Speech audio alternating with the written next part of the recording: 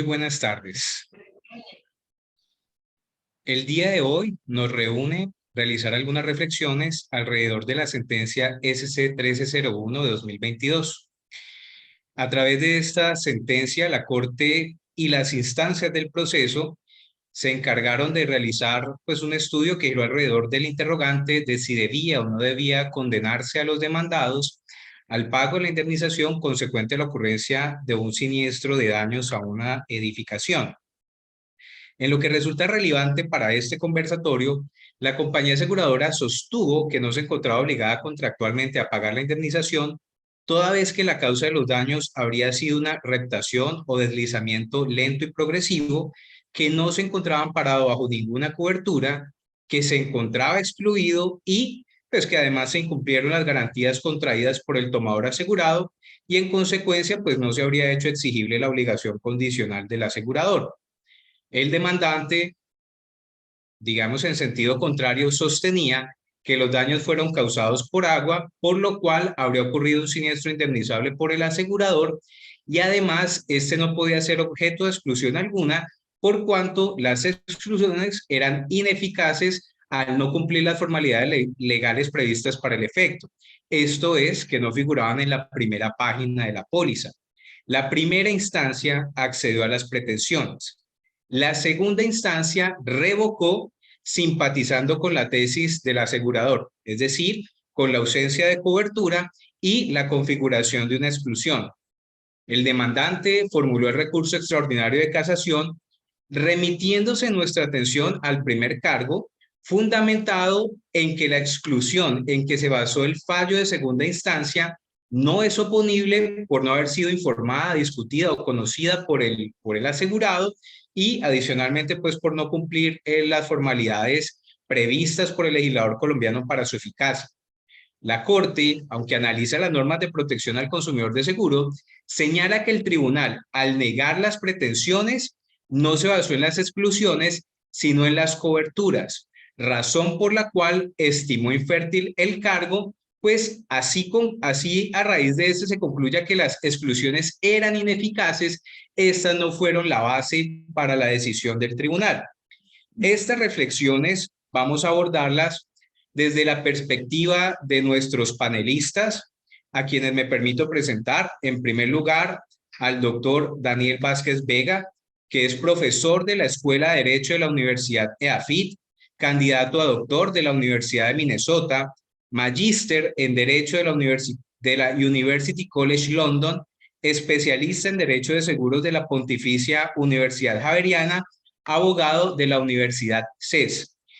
También nos acompaña el doctor Alan del Río Vázquez, abogado de la Universidad de San Buenaventura Cali, especialista en seguros y estudios actuales de maestría en contratación contemporánea de la Universidad Externado de Colombia, estudios de maestría en Derecho de Daños en la Universidad de Girona y especialista en Derecho del Seguro de la Universidad de Salamanca, litigante, árbitro y docente universitario de seguros, contratos y responsabilidad civil. Cada uno de nuestros panelistas contará con 15 minutos para compartirnos sus reflexiones y por supuesto que si a bien lo tiene, apropiarse de un par de minutos adicionales, pues con gusto contará con ellos.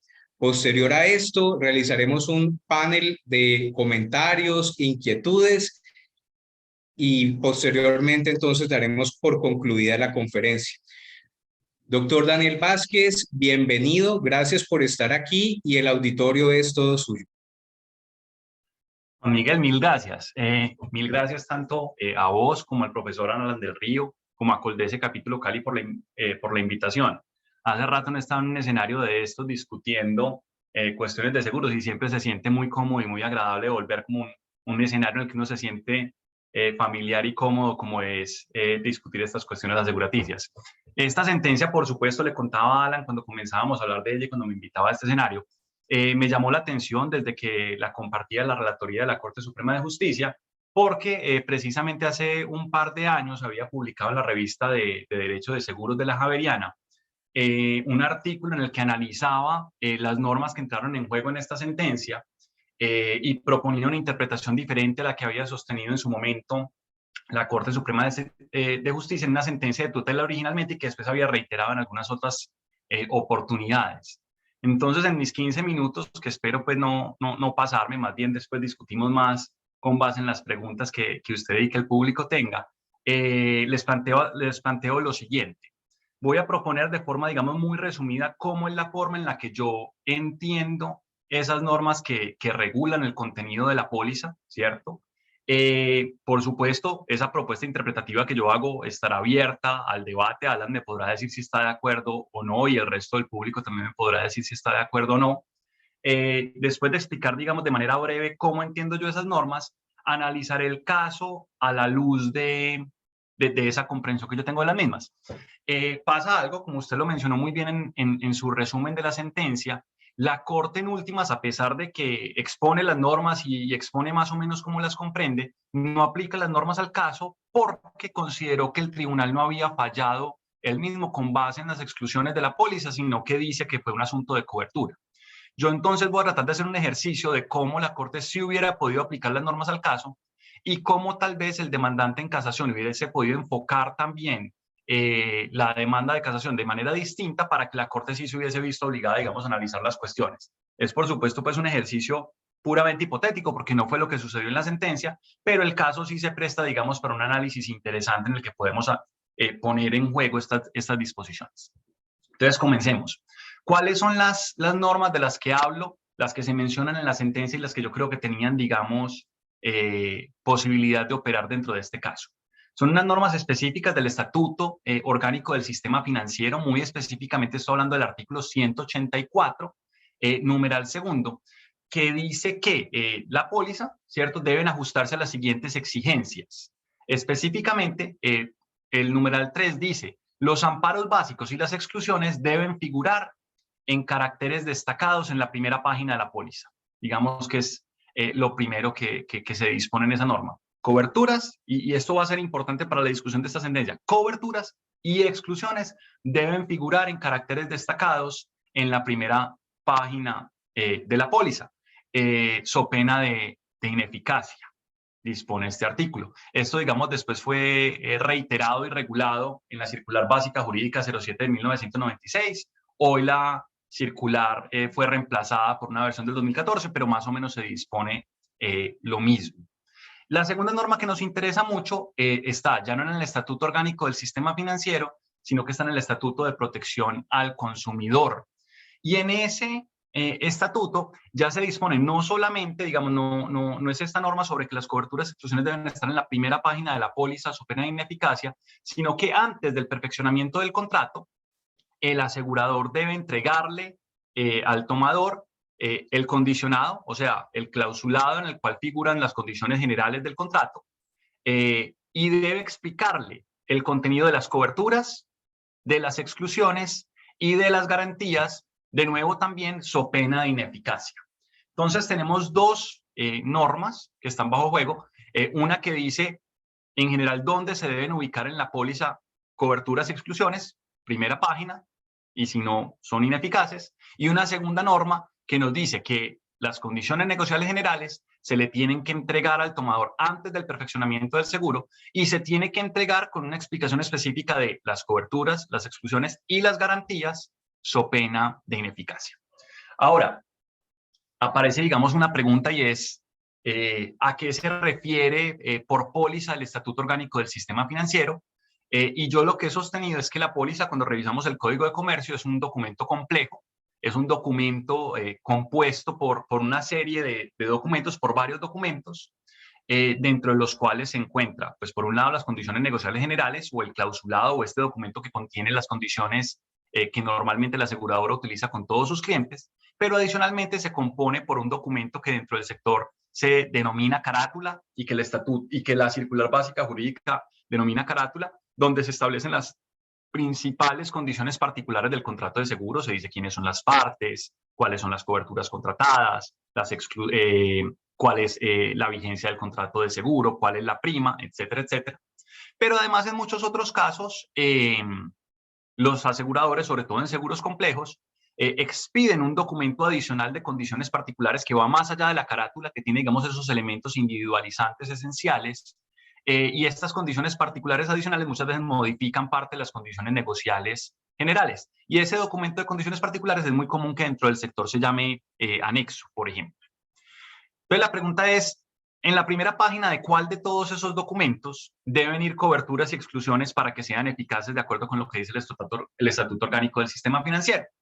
Y mi interpretación, la forma como la que yo he comprendido esas normas, es que deben ir en la primera página de las condiciones generales. Lo que está regulando el Estatuto Orgánico del Sistema Financiero son las condiciones generales del contrato de seguro.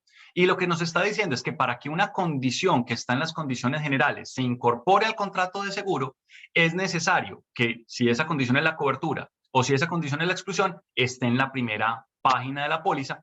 Y si esas condiciones negociales generales tienen coberturas y exclusiones que no están en la primera página de la póliza, o sea, que están en páginas posteriores, escondidas entre otras cláusulas, esa cláusula será ineficaz en cuanto a su propósito de delimitar la cobertura del contrato de seguro.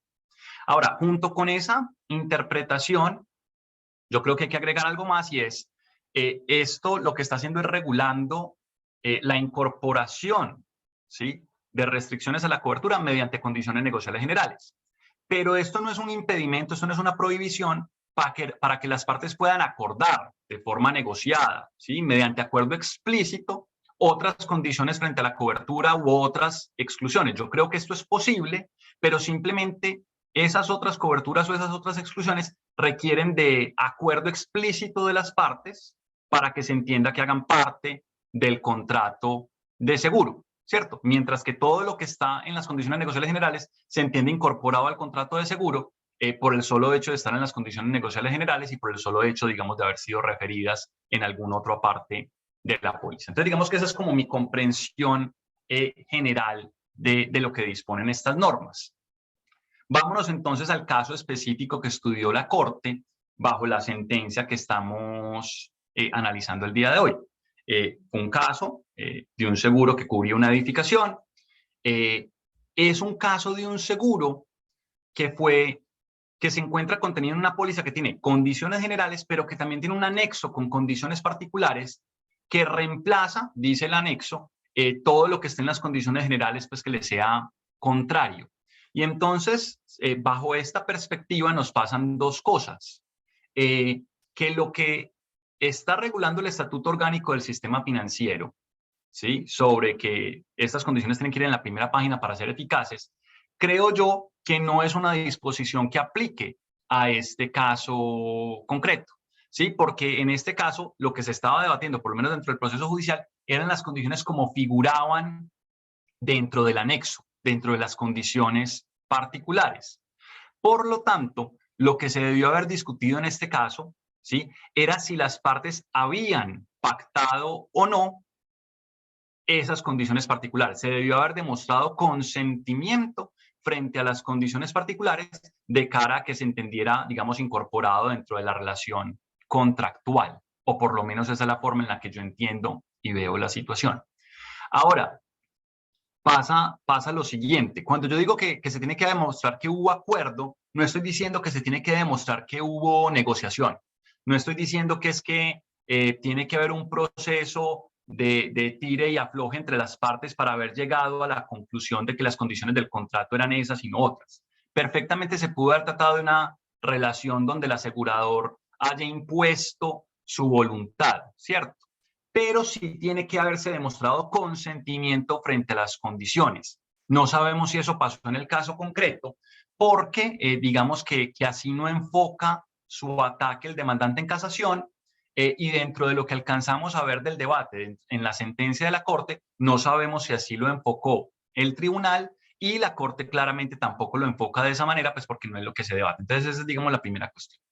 Ahora, la segunda cuestión que me gustaría poner de presente es que, insisto, estas normas, tanto la del Estatuto Orgánico como la del Estatuto del Consumidor, hablan no solamente de las exclusiones, sino que también hablan de la cobertura, ¿cierto? Es decir, que lo que se dice sobre cobertura en las condiciones negociales generales tiene que estar en la primera página, pero que adicionalmente estas condiciones tienen que haber sido entregadas al consumidor y se tiene que haber explicado antes del perfeccionamiento cobertura, exclusiones y garantías.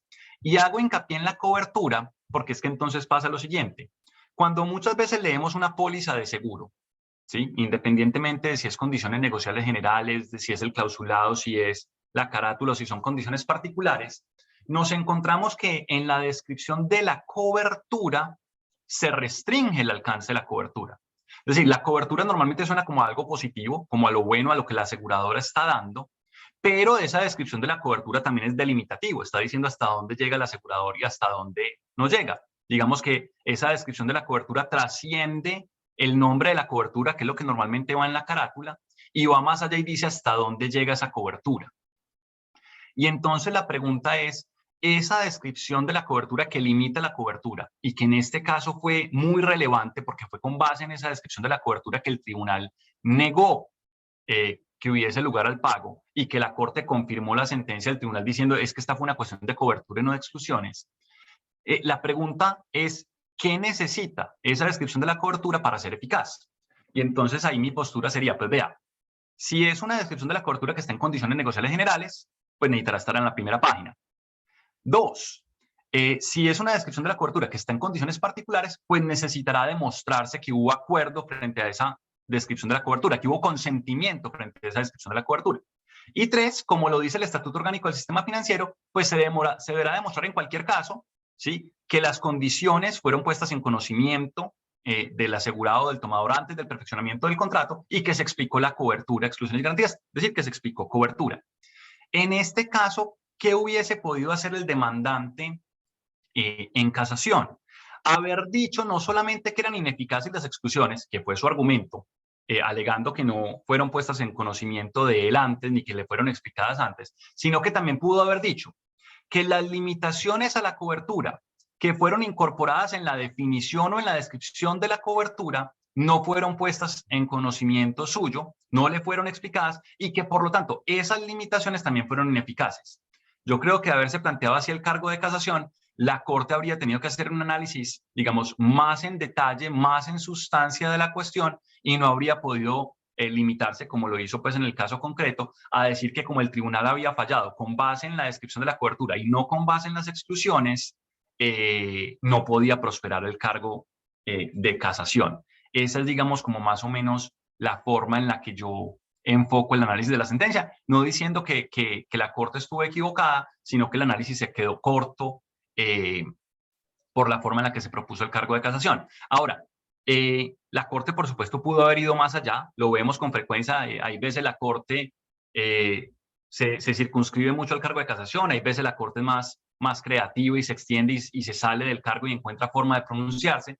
En esta sentencia, lamentablemente, para los que nos gusta que la Corte entre más en sustancia y que desarrolle más la doctrina al respecto, creo yo que expone simplemente cuáles son las normas, expone que estas normas están originadas en la buena fe y en los deberes y cargas de información que tiene la compañía de seguros, y digamos que transcribe en parte estas normas que estoy mencionando, la del Estatuto Orgánico, la del Estatuto del Consumidor, pero no va mucho más allá la Corte que eso, porque de nuevo al final se niega a aplicarlas al caso concreto diciendo que no es necesario. Entonces quedamos con la duda de qué habría dicho la Corte si se hubiese metido más en sustancia.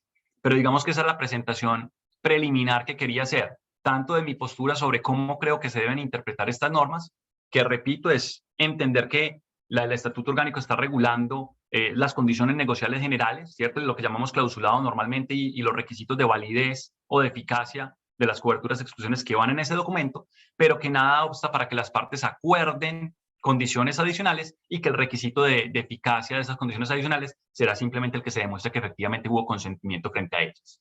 Yo creo que ya con eso se me están cumpliendo mis 15 minutos y preferiría dejar así por ahora, escuchar al profesor Alan y después escuchar y discutir las preguntas que puedan tener tanto Juan Miguel como el resto de los asistentes.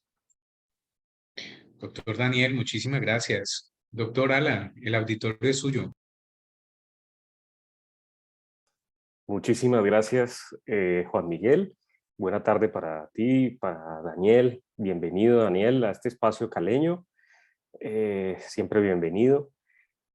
Para todos y todas, quienes pertenecen al capítulo, al que yo por supuesto también pertenezco, y quienes no, son profundamente bienvenidos. Muchas gracias.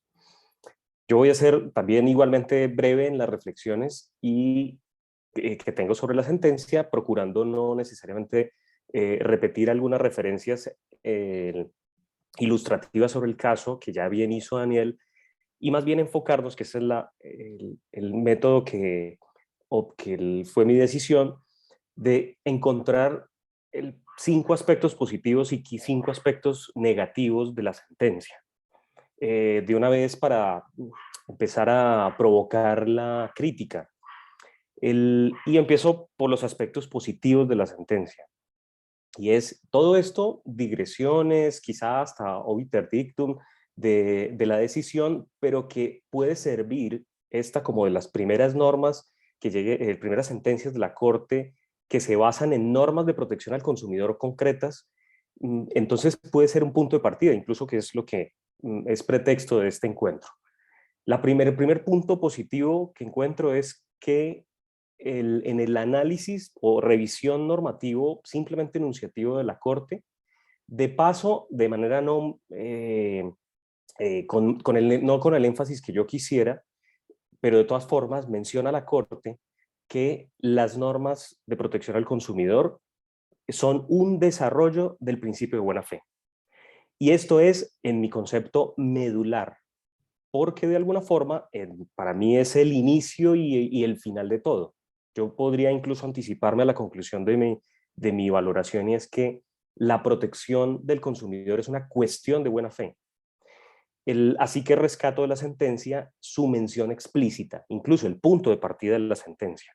Entonces, lo que invita a pensar es que como interpretación imperativa, es que todo aquello que se analice con relación a la protección del consumidor debe atender los valores que están implícitos en el núcleo central del principio de buena fe y las obligaciones concretas como deberes de conducta para las partes, en este caso para el asegurador.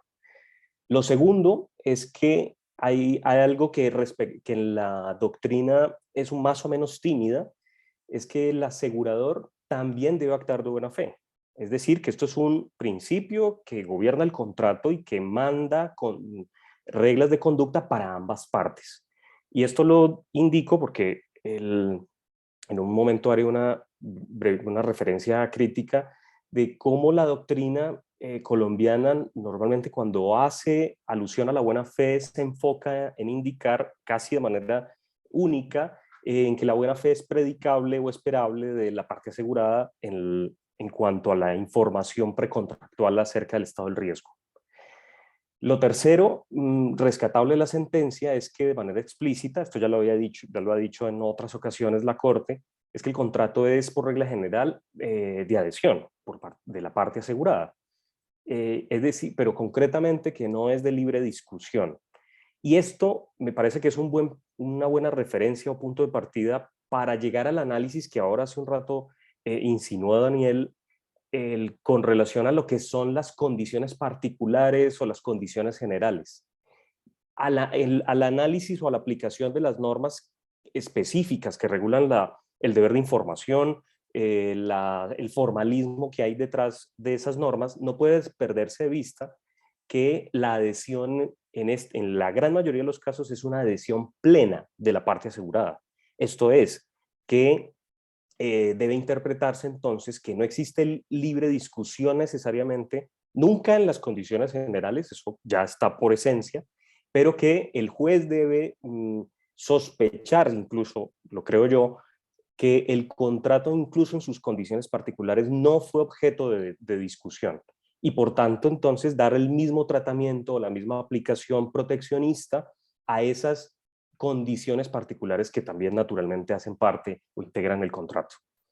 Lo cuarto, perdón, positivo es que señala la consecuencia de la ineficacia, que hace una ilustración breve pero oportuna, de la ineficacia o la ineficacia por inexistencia, es que se trata de una sanción al asegurador. Y esto no, insisto, no podría perderse de vista en tanto que es la consecuencia de violar la conducta esperada de información de todas las condiciones contractuales. Y por último, ya es un deseo propio, es que esa sentencia, tal y como yo la observo hasta el momento en su aspecto positivo, debe ser, en mi criterio, un llamado de atención a la doctrina especializada en seguros en Colombia, que cuando da un tratamiento o ha pasado por el estudio de la buena fe, en mi concepto lo ha hecho de manera marginal y no dando la valía que el principio tiene, no solo en el derecho mismo, porque es principio de derecho, sino que es principio de derecho contractual y con toda la dimensión que tiene el mismo principio. Y entonces, frente a esa doctrina especializada en seguros que tradicionalmente no ha tomado la buena fe, en mi concepto, con la importancia que merece, entonces lo es, o llama la atención que la doctrina, entonces, cuando trata la buena fe, no precisa o incluso elude calificarla como principio en el contrato. Alguna parte de la doctrina hace referencia a que se trata de un mero carácter, de una característica o de una connotación en el contrato. Que lo segundo al respecto es que además, no obstante, no le da incluso la categoría de principio, sí hace alusión a que la buena fe en el contrato de seguro sea ubérrima. Es decir, le pone un apellido y frente a lo cual ya dice doctrina como la del profesor Fernando Inestrosa y la de la profesora Marta Neme, que la buena fe no necesita apellidos algunos, no necesita ningún superlativo, ningún adjetivo grandilocuente para darle el contenido real. Luego, entonces, vale la pena que la doctrina se llame la atención en ese sentido. La misma doctrina no diferencia lo que implica la buena fe objetiva de la subjetiva, o cómo las normas que regulan el contrato de seguro desarrollan la buena fe objetiva y otras la buena fe subjetiva. Y como lo insinué hace un instante la doctrina, un cuarto punto al respecto es que pareciera que cuando hace el tratamiento de la buena fe lo enfoca exclusiva y casi únicamente a aquel deber de precontractual de información de la parte asegurada. Incluso yo considero que para justificar o acentuar las sanciones bastante drásticas de nulidad del contrato por infracción de esos deberes de la parte asegurada sobre la información del estado del riesgo. A lo sumo, la doctrina utiliza la buena fe para efectos de como herramienta de interpretativa de las cláusulas en su fondo y no más. Ahora sí, aspectos positivos, perdón, entonces concluyo ese punto que yo encuentro positivo como un llamado a la doctrina para que revise el tratamiento que tiene de la buena fe. Y no necesariamente, por supuesto, en el ámbito de la protección al consumidor de seguros, sino en la interpretación completa del contrato. Aspectos negativos paso rápido con algunos, los que yo hubiese deseado que la sentencia hubiera tenido mayor amplitud, es que hace, en mi concepto, una reseña normativa incompleta en cuanto a las normas de protección al consumidor. Hay varias que aunque Daniel hace referencia a ellos, yo creo que la sentencia no se concentra en explicar ni siquiera el sentido de la norma, como me refiero a las normas del Estatuto Orgánico del Sistema Financiero, la Ley 45 del 90, que si acaso las menciona de paso, pero no hace referencia específicamente a esta última, la exposición de motivos que tuvo ella, que tuvo esa ley, y es que aquella norma que regula del hecho de la obligación de aparición de las exclusiones o alcance de las coberturas en la primera página de la póliza tenía un sentido, y es evitar que el asegurador mimetice exclusiones o limitaciones de cobertura. Ese sentido teleológico de la norma lo pasa de largo la sentencia. Lo segundo, en orden negativo, es que también de paso, pero de todas formas me llama la atención, es que continúe la referencia acerca de que la buena fe en el contrato se refiere a aquellos deberes secundarios de conducta.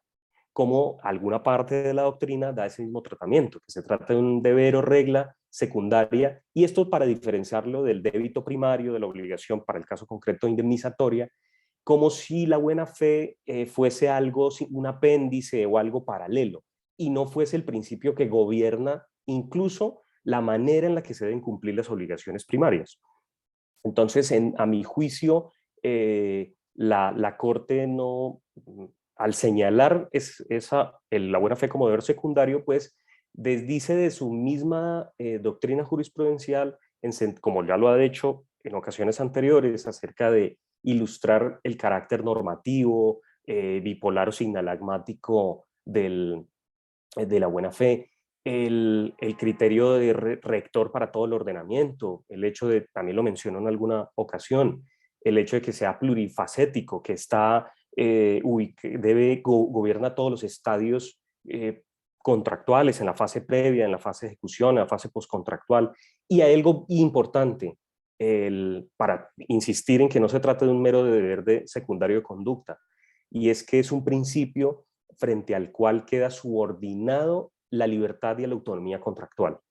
Y eso implica necesariamente que cualquier tensión que exista de orden contractual debe resolverse a la luz de los principios entre las cuales el hecho de que en la buena fe enfrentada a la autonomía contractual en una relación contractual asimétrica como es la del contrato seguro, pues es una buena ayuda ilustrativa o guía para los jueces que ese enfrentamiento lo hagan a la luz de la buena fe.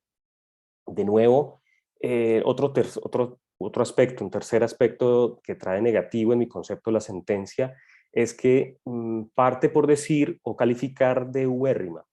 Esto es una visión propia que me soporto en las enseñanzas del profesor Inestrosa acerca de que la buena fe debe ser entendida a secas, que entre comillas no admite matices ni otros adjetivos. Y es porque ya los valores de lealtad, corrección, honestidad, son suficientes, tienen suficiente fuerza normativa para fijar criterios de comportamiento honesto, diligente, leal y todos aquellos que engranan la buena fe.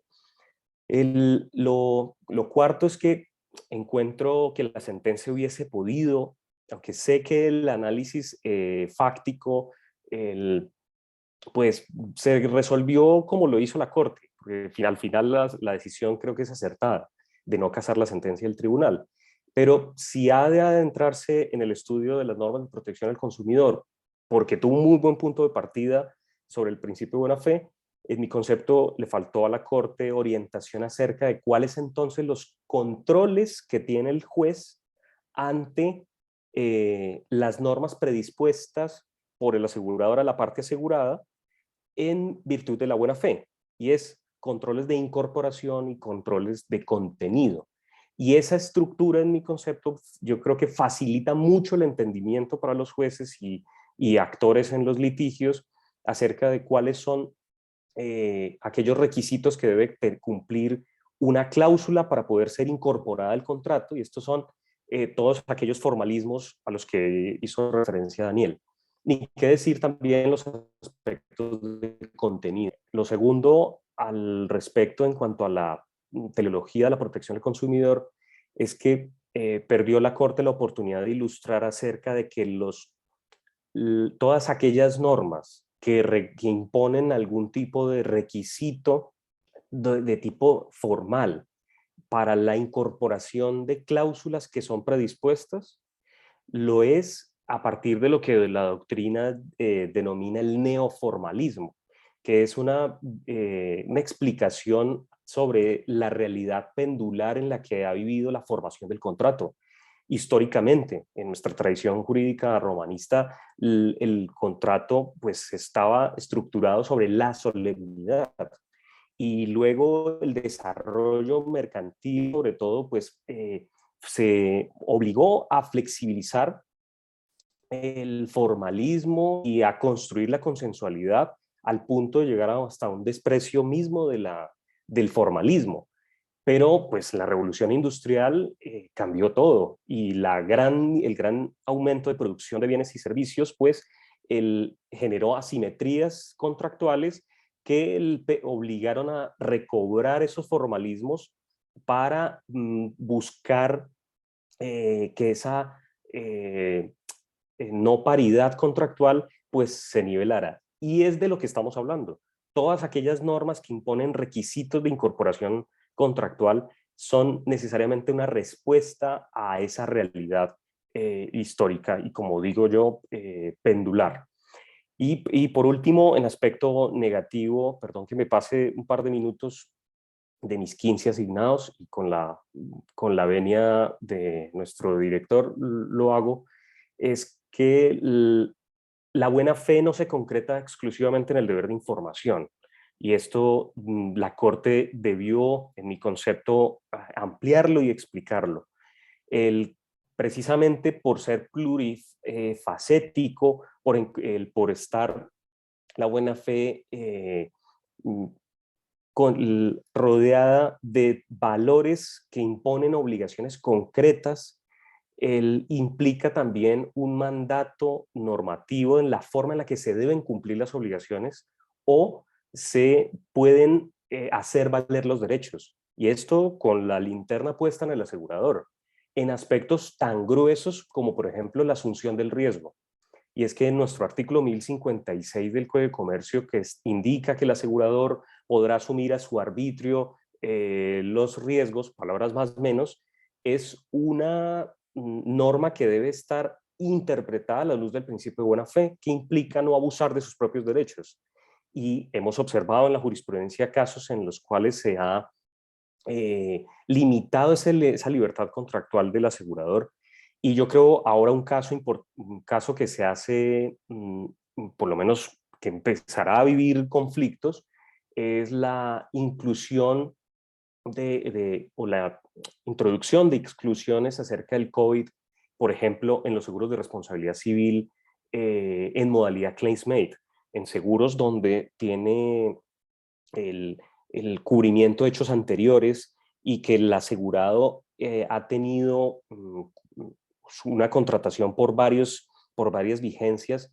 El asegurador, podríamos decir, precisamente en uso de ese derecho a asumir los riesgos, para la nueva renovación introduce una exclusión de exclusión del COVID, entendiendo que el seguro en modalidad claims-based cubriría hechos anteriores, pero reclamados para la vigencia. Luego, entonces, el siniestro implicaría que la víctima reclame cuando ya existe la exclusión y, por tanto, el evento que, aunque producido antes en torno al COVID, pues no tuviera cobertura. En principio, podría decirse ya el asegurador excluyó a su arbitrio tal condición de riesgo y eso podría incluso considerarse una delimitación misma de su riesgo muy clara, pero a la luz del principio de buena fe, pues eso genera una necesidad de protección de fondo.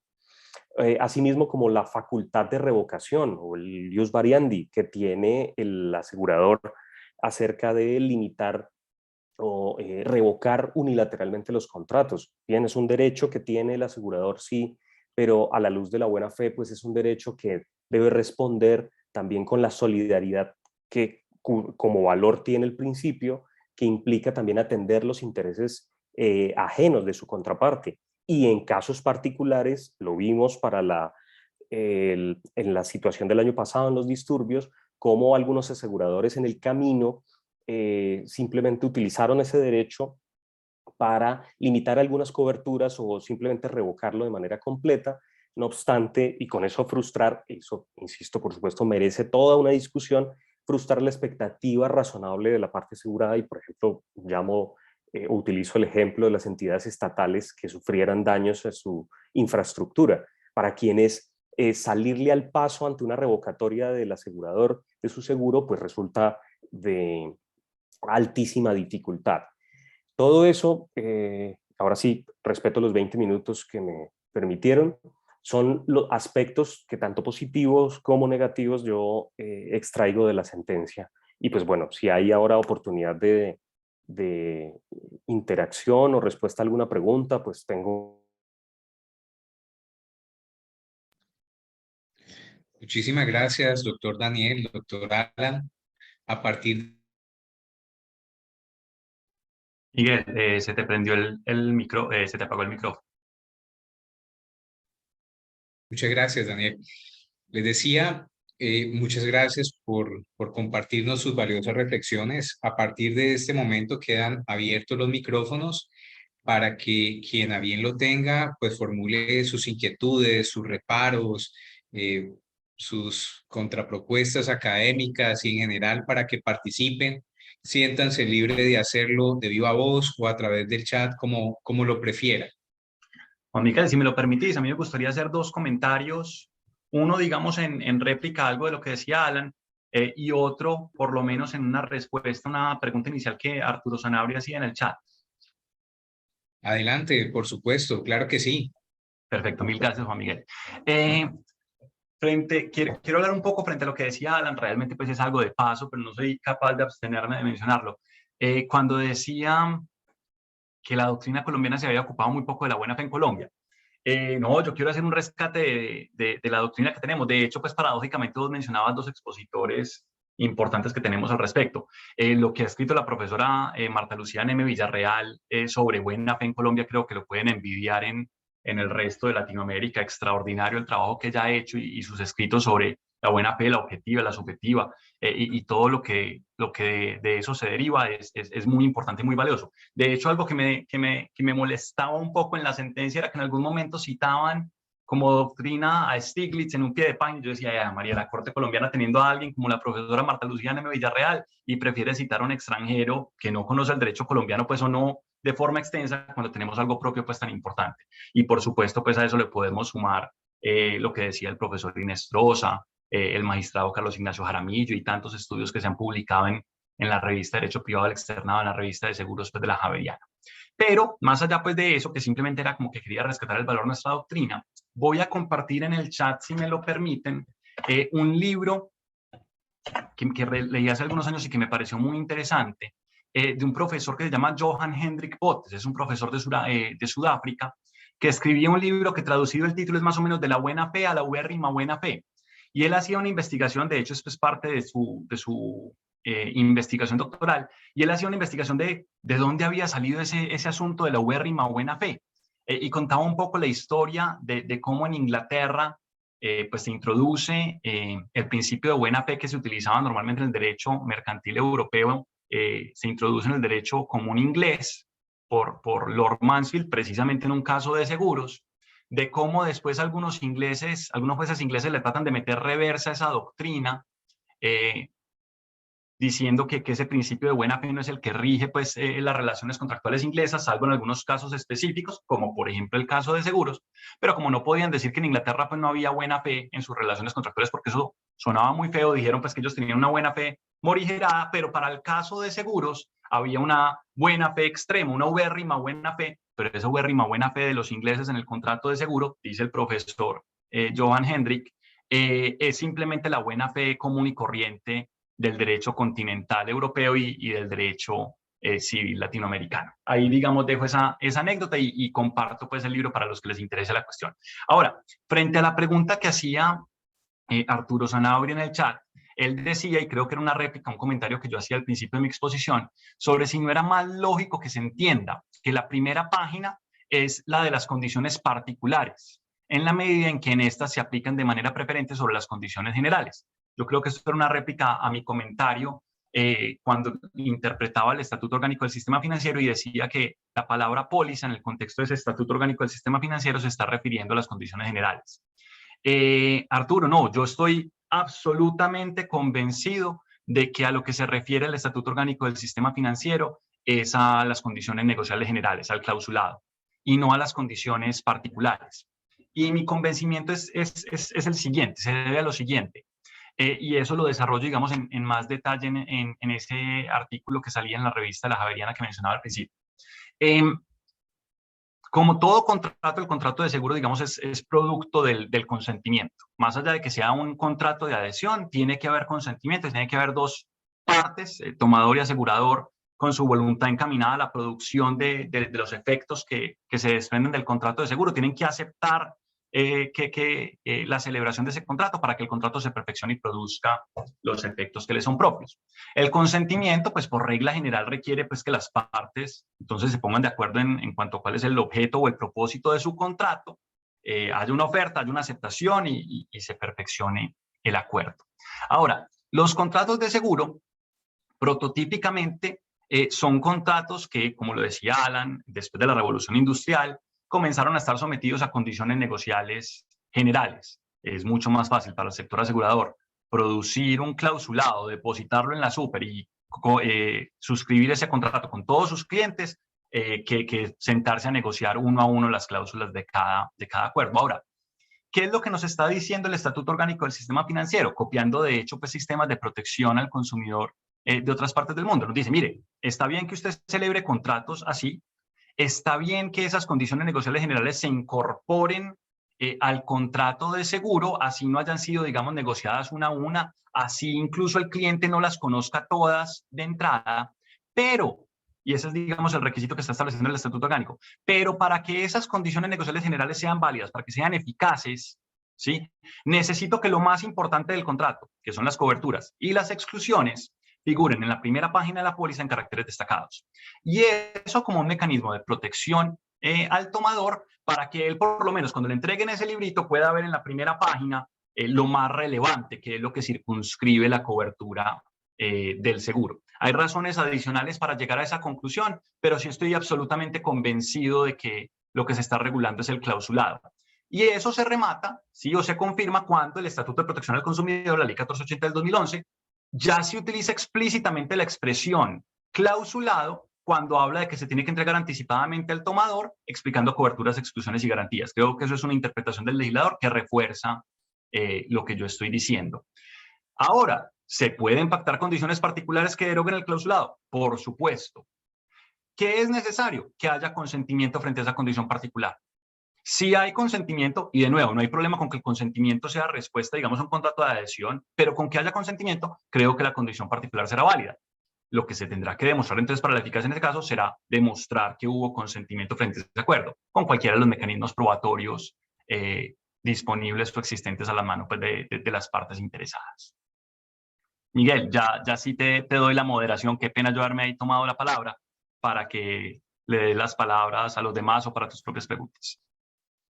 Gracias, doctor Daniel. No, de esto se trata, de que se genere este intercambio. Muy bien, nos pregunta Luis Miguel López, ¿los sistemas temporales de cobertura deben estar también dentro de la primera página de la póliza y a su vez ser objeto de la explicación que regula el Estatuto del Consumidor? Escucho primero al doctor Daniel y luego al doctor Alan. No, yo acabo de hablar mucho, que Alan más bien nos comparta su opinión, que además era el que introducía sus comentarios frente a los sistemas de cobertura. Adelante, doctor Alan. Gracias por esa concesión. Yo no puedo responder cosa distinta que absolutamente sí. No solo por una interpretación de la norma, porque la delimitación temporal de la cobertura es un desarrollo de un elemento esencial del contrato, que es el riesgo. Y que esa delimitación temporal no necesariamente está fijada en las condiciones generales. Debería ser objeto de un acuerdo expreso, o si es impuesto, es decir, si realmente no está discutido, debe ser conocido plenamente. Y lo digo de manera empírica desde el conocimiento de los litigios que se presentan en ese punto, y es que un asegurado no sabe cuál es el tipo de cubrimiento, si estamos refiriendo a responsabilidad civil. En responsabilidad civil no sabe cuál es su cubrimiento temporal. Además, por demás difícil de comprender. Uno mismo como abogado en ocasiones le toca leer 2 y 3 veces la cláusula para poder comprender y hacer mapas de cuál era la forma de cubrimiento en este tipo de seguros.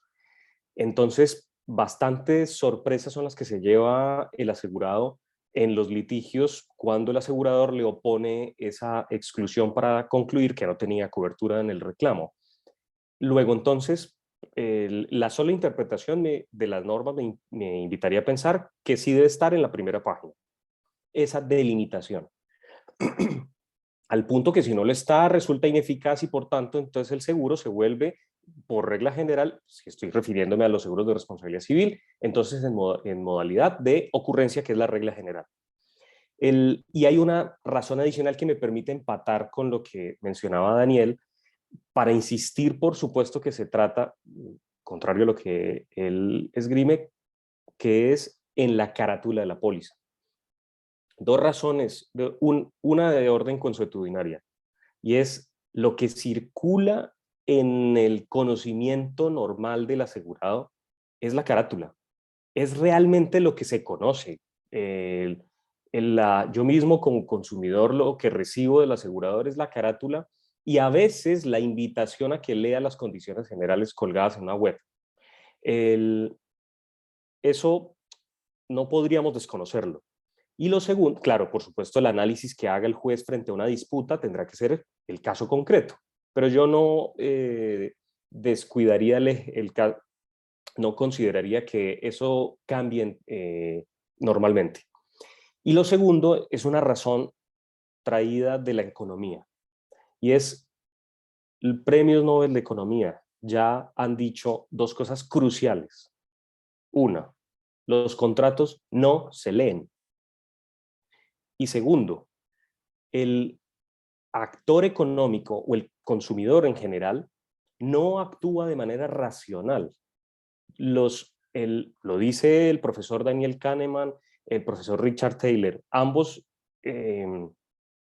el Premio Nobel de Economía, en su análisis de la economía conductual, donde determinan que esa forma impulsiva, irracional, emocional en la que actúan el agente económico no es la del siglo pasado con esa visión neoliberal acerca de que todo actor económico siempre buscará sus propios beneficios, luego entonces se puede presumir racionalidad en sus decisiones.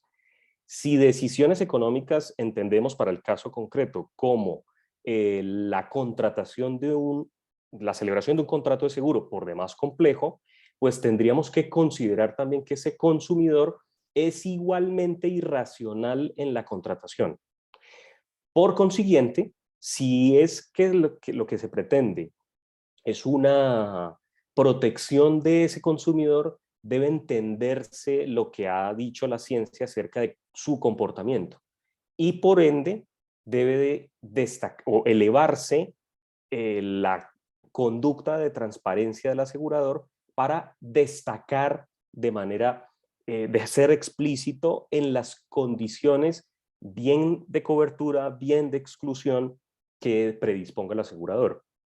Es par de razones por ahora y que además quiero que sea una invitación para que mi querido Daniel pueda comentar al respecto Gracias, Alan. del por qué entonces considero que debe elevarse y extremarse el nivel de protección frente a la realidad.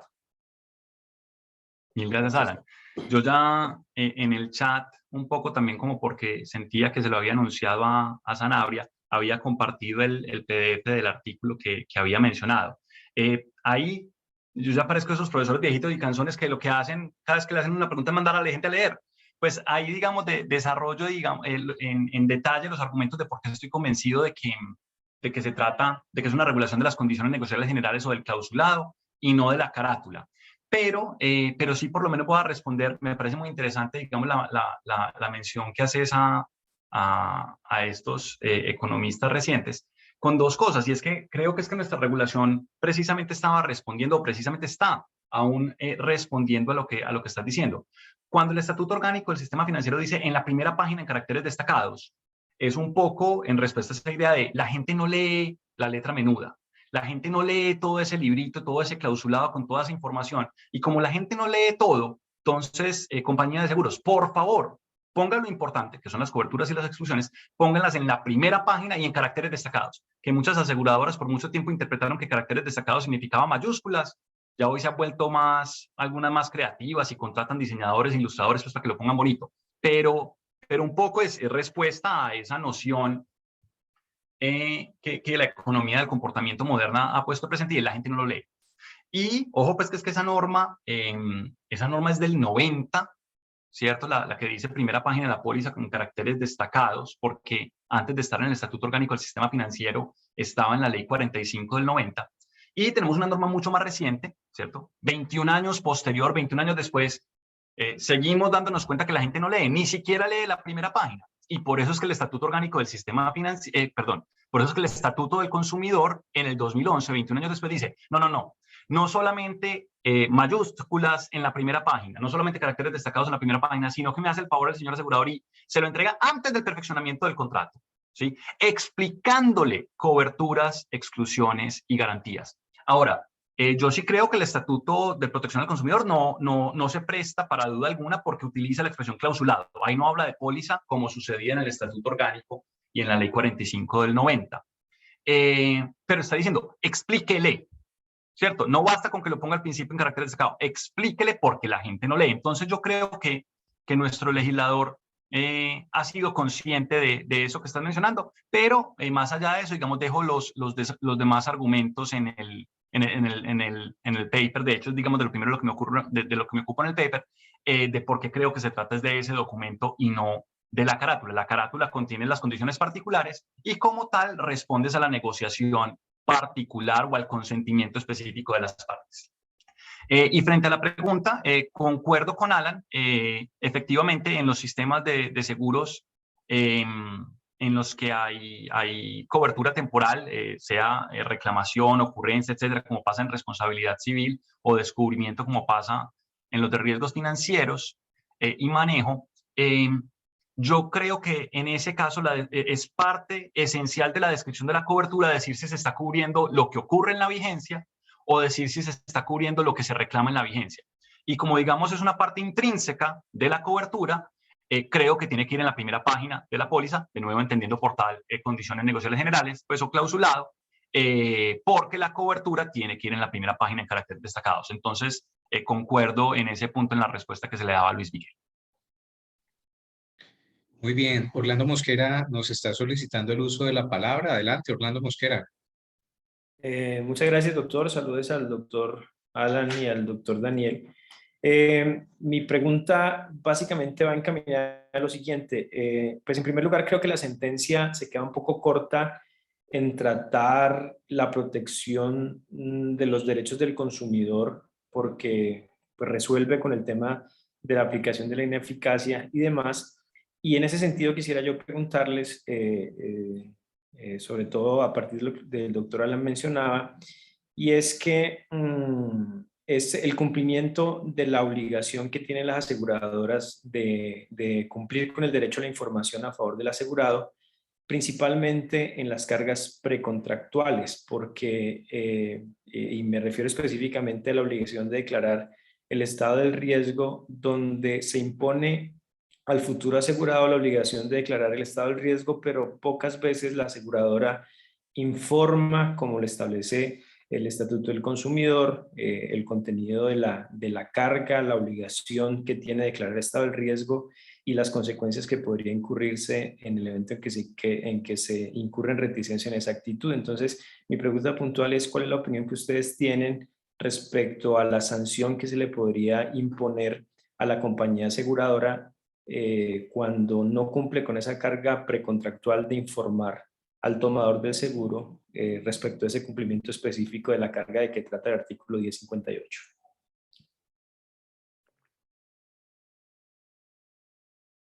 Me aviento, Daniel. Doctor Alan. Orlando, ahí me disculparán todos, yo he abandonado el doctor hace rato, entonces les voy a ir diciendo todos por el nombre. Si para alguno es importante el trato reverencial, me dice y con mucho gusto le incorporo el doctor. Orlando. Aquí lo que coincido. Estoy de acuerdo con vos. La sentencia se queda corta. Yo ahorita escuchaba a Alan y decía, ay, tan fabuloso para Alan que es capaz de sacarle tantas cosas positivas a la sentencia. Yo sentía que la sentencia en últimas terminaba siendo puro obiter, pues o casi todo era obiter, porque en el fondo simplemente dijo, no, mire, el tribunal no se enfocó en las exclusiones. Como no se enfocó en las exclusiones, el ataque, así fuese adecuado, no va a producir ningún efecto en la decisión. y entonces se queda haciendo, digamos, en consideraciones de paso, y yo creo que con un poquito de esfuerzo interpretativo de la demanda de casación, que la Corte muchas veces lo hace, hubiese podido pronunciarse más de fondo con algunos efectos interesantes. Entonces, digamos, de acuerdo con esa consideración tuya.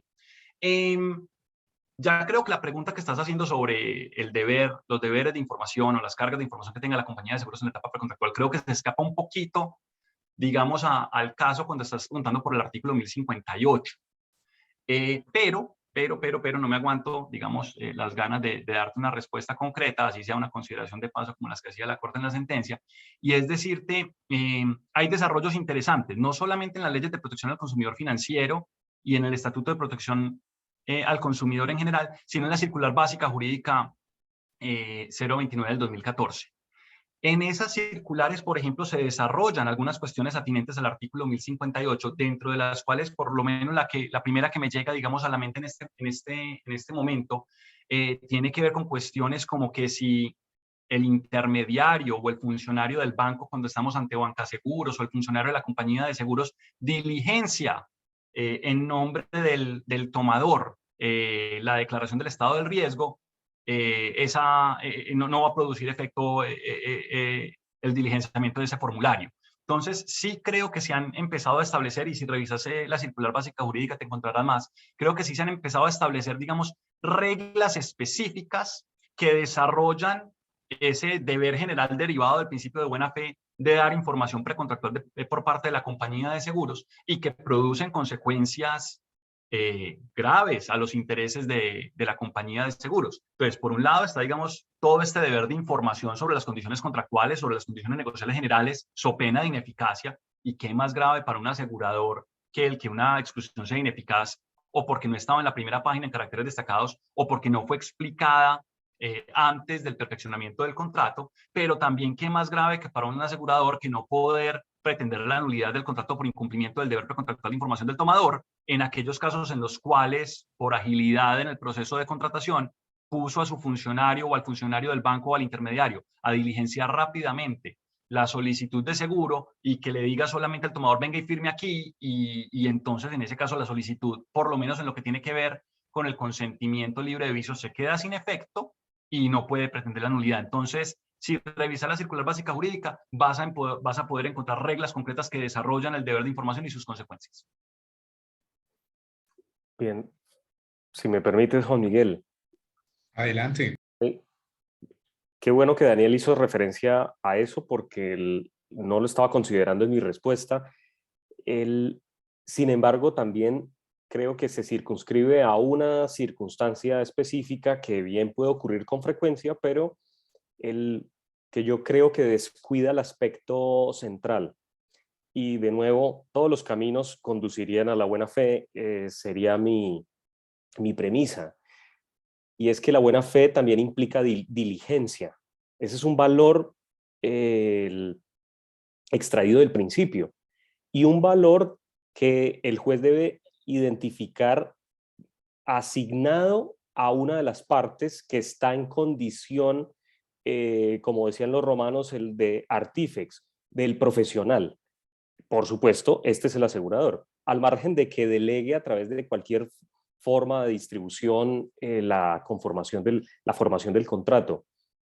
Pero entonces yo creo que, haciendo un poquito de futurología, porque las sentencias entre los jueces que ya están utilizando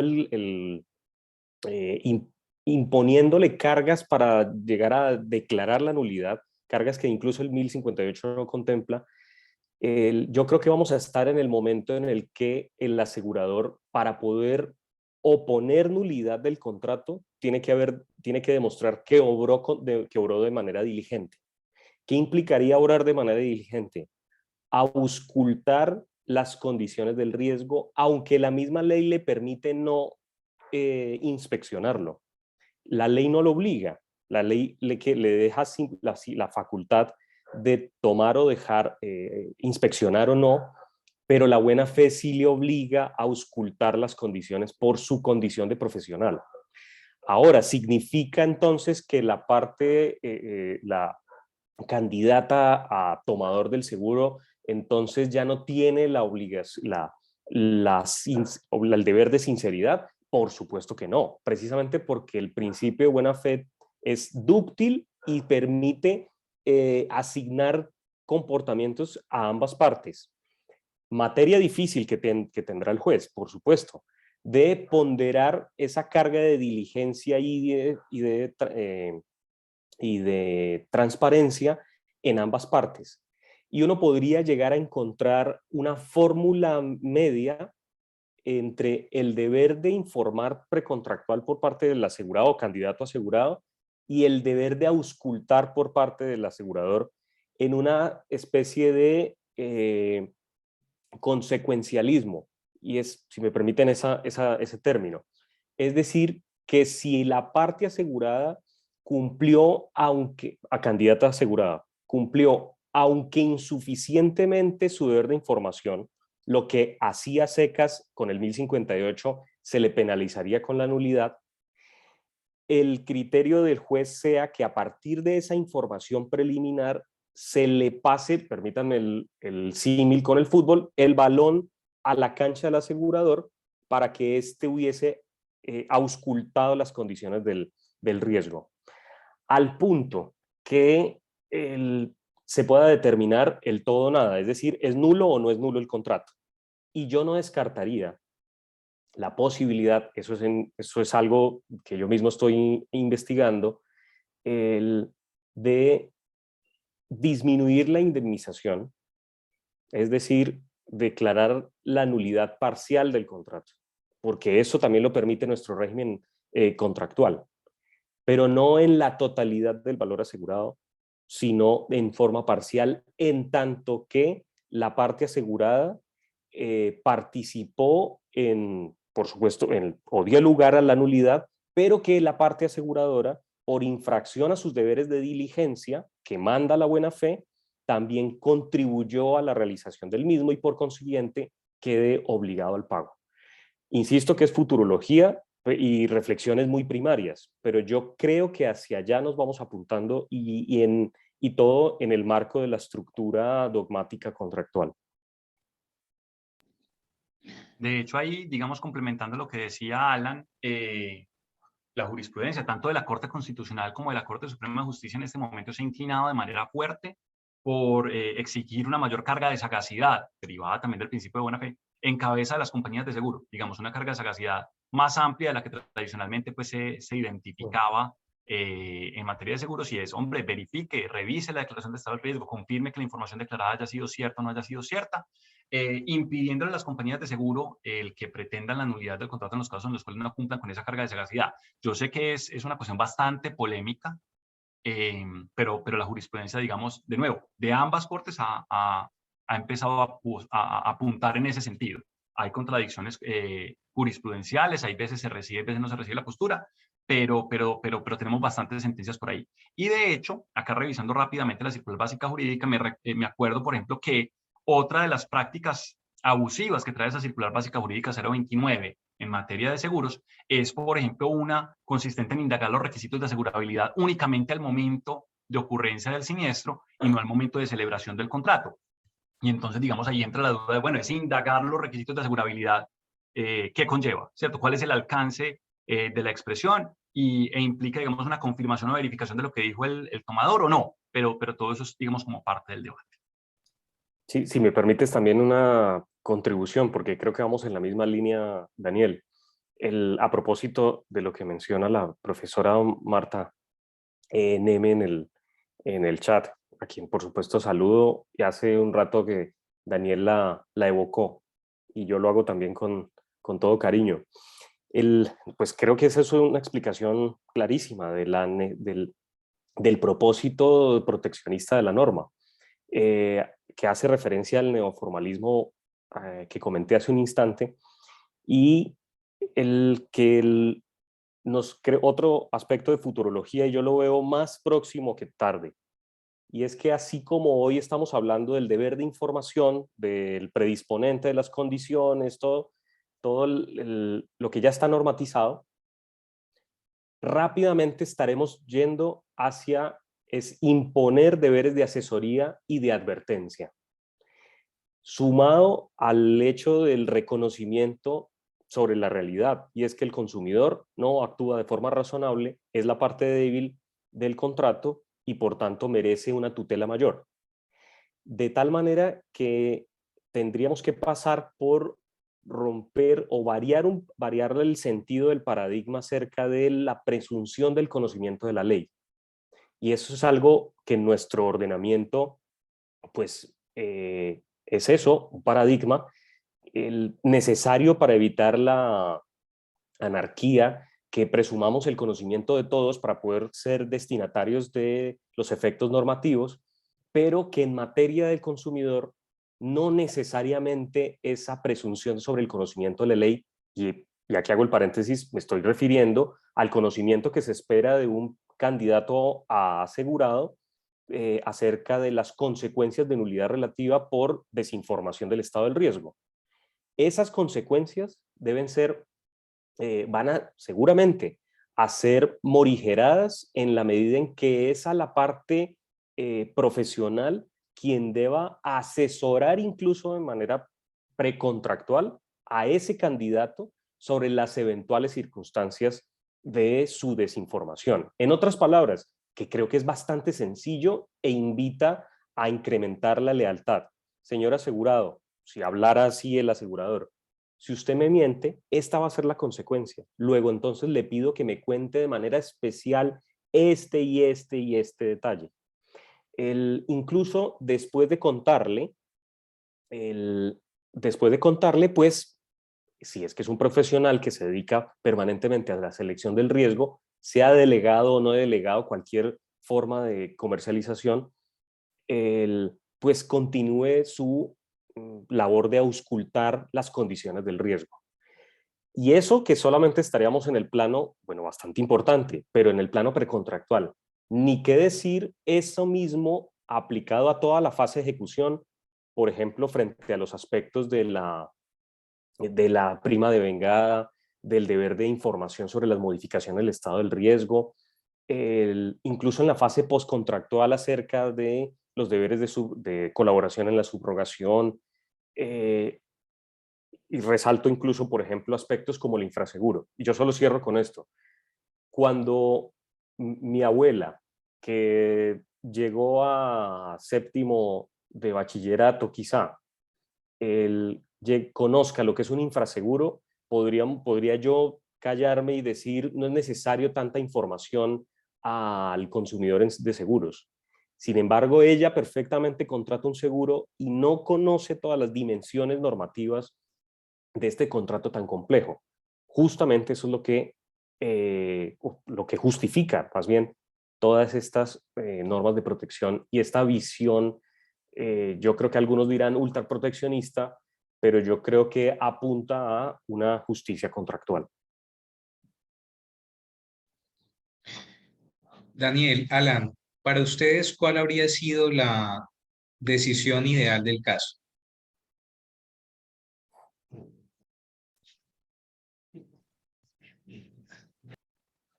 Bueno, Miguel, yo voy a hacer un comentario odioso. Yo no sé quién fue el abogado que litigó el caso.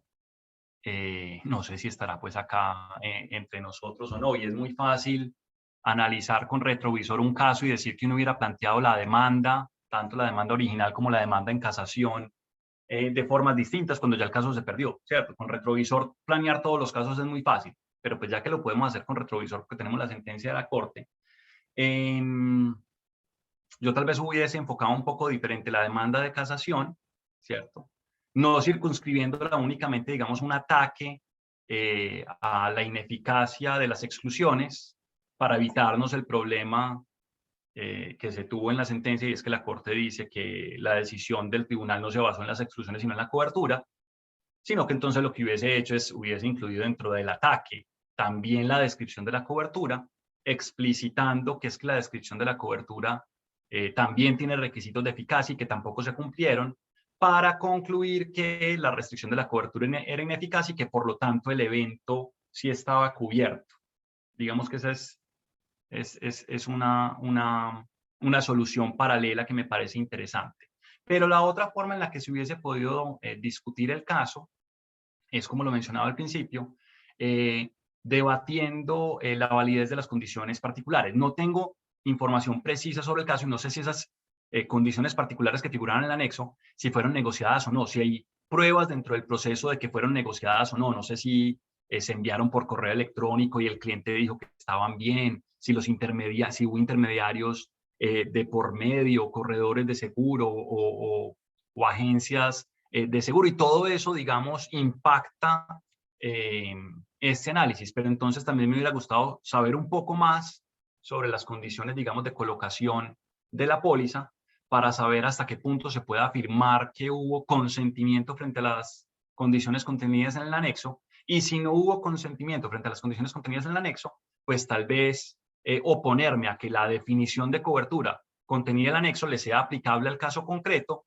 de tal manera que la circunscripción que había en esa definición de cobertura no le aplique al cliente y diga que el evento sí estaba cubierto. Ahora, esto pues parecería ser, digamos, una postura pro cliente y pro pago. Perfectamente lo que podría pasar es que se dé todo este mismo debate y que la Corte llegue a la conclusión, analizando la cobertura, la circunscripción de la misma y la eficacia de esa circunscripción, que el evento igual seguía estando no cubierto, y eso me hubiese parecido perfecto y creo que hubiese sido una sentencia más enriquecedora para el desarrollo pues del derecho patrio. Pero es pensando un poco como con el deseo de lo que me hubiese gustado ver en una sentencia que analizara la cuestión, no porque esté pensando que la sentencia sea mala. De hecho, me parece razonable la conclusión a la que arriba la Corte. Sí, yo me uno también a las reflexiones de Daniel y creo que podría ser una cuestión de metodología.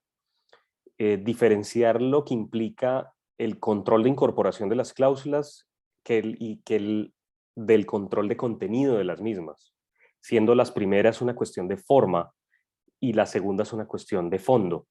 Por consiguiente, el entender que si es daños por agua o anegación implicaba, según la lectura que yo hiciera de la definición de cobertura que trae la sentencia, en mi concepto se refería al efecto y no a la causa. Es decir, que en todo caso el efecto es el objeto de cubrimiento, sin importar la causa, entendida que de todas formas la causa en términos generales, como que el agua proviniese del mismo predio o en su parte exterior, finalmente causara los daños y por ende estaría, entiéndase, cubiertos los mismos.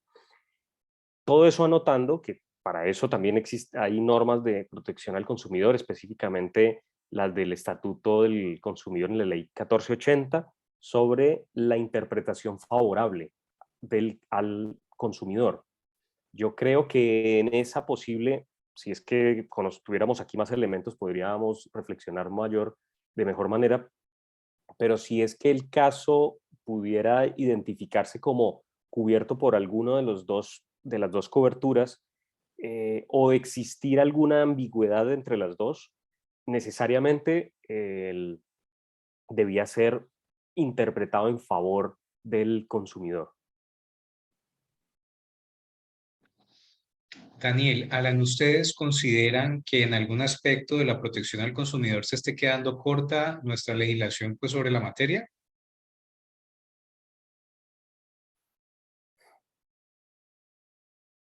Si me permitís, Daniel, me voy adelantando.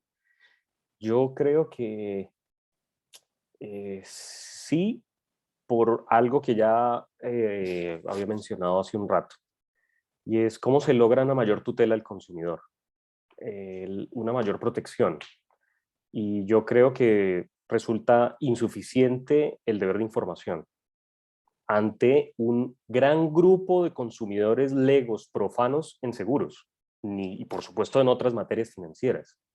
Esa realidad implica asignar mayores deberes al profesional. Y estos son los de advertencia y los de asesoría, incluso sobre aspectos de derecho, no necesariamente al contenido contractual. Y para el que esto es muy importante a mi juicio, en el contrato de seguro, dado que hace 50 años que se expidió el Código de Comercio, se hizo en un contexto liberal, el proteccionista del comerciante. Y por consiguiente nuestro Código de Comercio en la regulación comercial es profundamente protectora del asegurador. Esto para bien o para mal, no importa, pero eso es algo que no podríamos desconocer. Como ello es así, y eso obedece a una función económica del contrato que por demás está soportado en una estructura financiera bastante compleja que involucra a otros actores en participación del riesgo. Es decir, hay unas normas allí que responden a las técnicas de seguros y por tanto no podrían removerse tan fácilmente. Es decir, que aquí le estoy dando cierta justificación a esa protección del asegurador que tiene la legislación comercial. Entonces, si eso es así, si es que no se pueden sacrificar la técnica, entonces que se incrementen los estándares de comportamiento del profesional para brindar asesoría y advertencia en toda la fase del contrato, fase en todo el íter contractual. Y hay otra cosa donde sí me parece que debería, y aquí para ser un poco, tratar de ser ecuánime también, y es que yo creo que la legislación no se preguntó cuándo no proteger al consumidor. Y es porque nuestra legislación es amplísima, más amplia que la española, que por demás es bastante amplia en protección respecto de la Unión Europea. Y las normas que las hemos adoptado teniendo como referencia España. Y yo creo que aquí se llevó de manera amplia a la totalidad de los consumidores para efectos de protección. Y deberíamos reconocer que hay unos consumidores que no necesitan ese nivel de protección. Dice de forma jocosa el profesor Waldo Sobrino en Argentina, pues las empresas, por ejemplo, que se defiendan solas. Yo necesito defender a mi abuela, consumidora de seguros. Y yo creo que por allí va a, por lo menos, identificar no todas las personas jurídicas, porque hay algunas que merecen protección, pero otras sí que por razones económicas, de estructura administrativa, no merecen un nivel de protección, porque pueden ser unos contratantes frente a los cuales el asegurador ahora sí está en un plano de cierta simetría. Incluso podría ser al contrario, en muchas ocasiones es el asegurador quien está subordinado, casi adhiriéndose a las condiciones impuestas, ni qué decir un banco cuando toma los seguros de vida de deudores y demás. Las condiciones en esos acuerdos son bastante leoninas en contra del asegurador.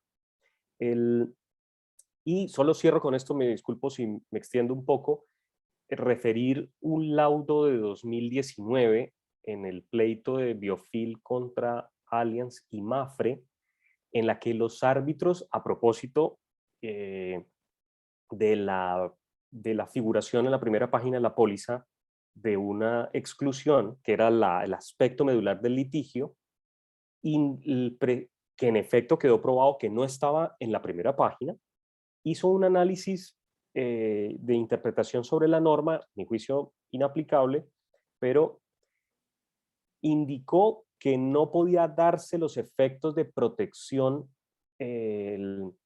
o los efectos de ineficacia, perdón, que traía la norma, me refiero al Estatuto Orgánico del Sistema Financiero y la Ley 45 del 90, porque se habría cumplido el propósito de la misma ley, en tanto que el asegurado había sido asesorado por un corredor de seguros de amplia trayectoria, que había tenido esa misma exclusión durante varios años atrás y que en el interrogatorio de parte el representante legal de la empresa asegurada reconoció que conocía la exclusión. Concluyó el tribunal que para el caso concreto, aunque no se cumplía el formalismo, el propósito de la norma, que era resaltar la exclusión, se habría cumplido para el caso concreto y por ende no aplicaba la sanción de ineficacia. Yo creo que, y a propósito, esa decisión fundada en la buena fe, que es porque haber decidido en contrario implicaría ir en contra de los mismos actos. Es decir, una persona que conoció las exclusiones antes de que se presentara el siniestro no podría aducir después que desconocía tal exclusión en ese contexto específico. Me invita a pensar entonces que claramente hay personas que no necesitan un nivel de protección y por ende yo creo que la regulación de protección al consumidor debería empezar a morigerarse y incrementarse en unos aspectos de mayor protección para verdaderos profanos, no tanto así para actores de quienes se puede demandar más diligencia. Bueno, nos quedan 2 minutos y yo no sé si yo voy a ser capaz de responder todo en 2 minutos, pero haré mi mayor esfuerzo. Con los que nos tengan que abandonar en 2 minutos, pues mil gracias por Daniel, perdón, acompañarnos. te interrumpo para aclararte que tenemos libertad de tiempo, así que adelante, tranquilo. Bueno, perfecto, perfecto. Entonces, digamos, pero igual voy a tratar de responder rápidamente a varios puntos. Entonces, la pregunta, ¿cómo se puede mejorar la protección o qué hay por mejorar? Mi respuesta está atada, digamos, a varias preguntas del chat. Uno, creo que nuestra regulación de protección al consumidor financiero en materia de seguros y a la protección en general tiene un vacío grande, y es que por lo menos en materia de seguros no ha tocado con la realidad de que el mercado de seguros es todavía un mercado en muchos casos intermediado. Entonces, no ha incluido en la regulación, no ha considerado en la regulación los efectos de que haya de por medio un intermediario de seguros, sea un agente o agencia o un corredor de seguros. Entonces, por ejemplo, cuando se regula este asunto de que se debe entregar las condiciones negociables generales antes del perfeccionamiento, explicando coberturas, exclusiones y garantías, nada se dice sobre el rol que pueden desempeñar los intermediarios en ese momento de negociación y en la explicación de eso. Creería que es importante y valioso que se hable al respecto. Por ahí se hablaba un poco, algunas de las preguntas preguntaban por la responsabilidad de intermediarios. Yo creo que el espacio no es suficiente, ese es un tema, digamos, amplísimo, pero hay dos escritos que recomiendo. Uno del profesor Andrés Eloy Ordóñez, si mal no recuerdo, está en su libro rojo de estudio de seguros, donde habla de la responsabilidad de los intermediarios de seguros, y otro del profesor Bernardo Tascón, que si mal no recuerdo fue publicado en el libro de tributo de homenaje al profesor Javier Tamayo. También habla sobre la responsabilidad de intermediarios. Dejo ahí esos dos textos, de nuevo, a lo profesor viejito, mandando a la gente a leer, pero ahí podrían encontrar información. Pero creo que regular la cuestión de intermediarios dentro del sistema de protección a los consumidores es un vacío que tenemos y algo que podría permitir una mejoría del sistema.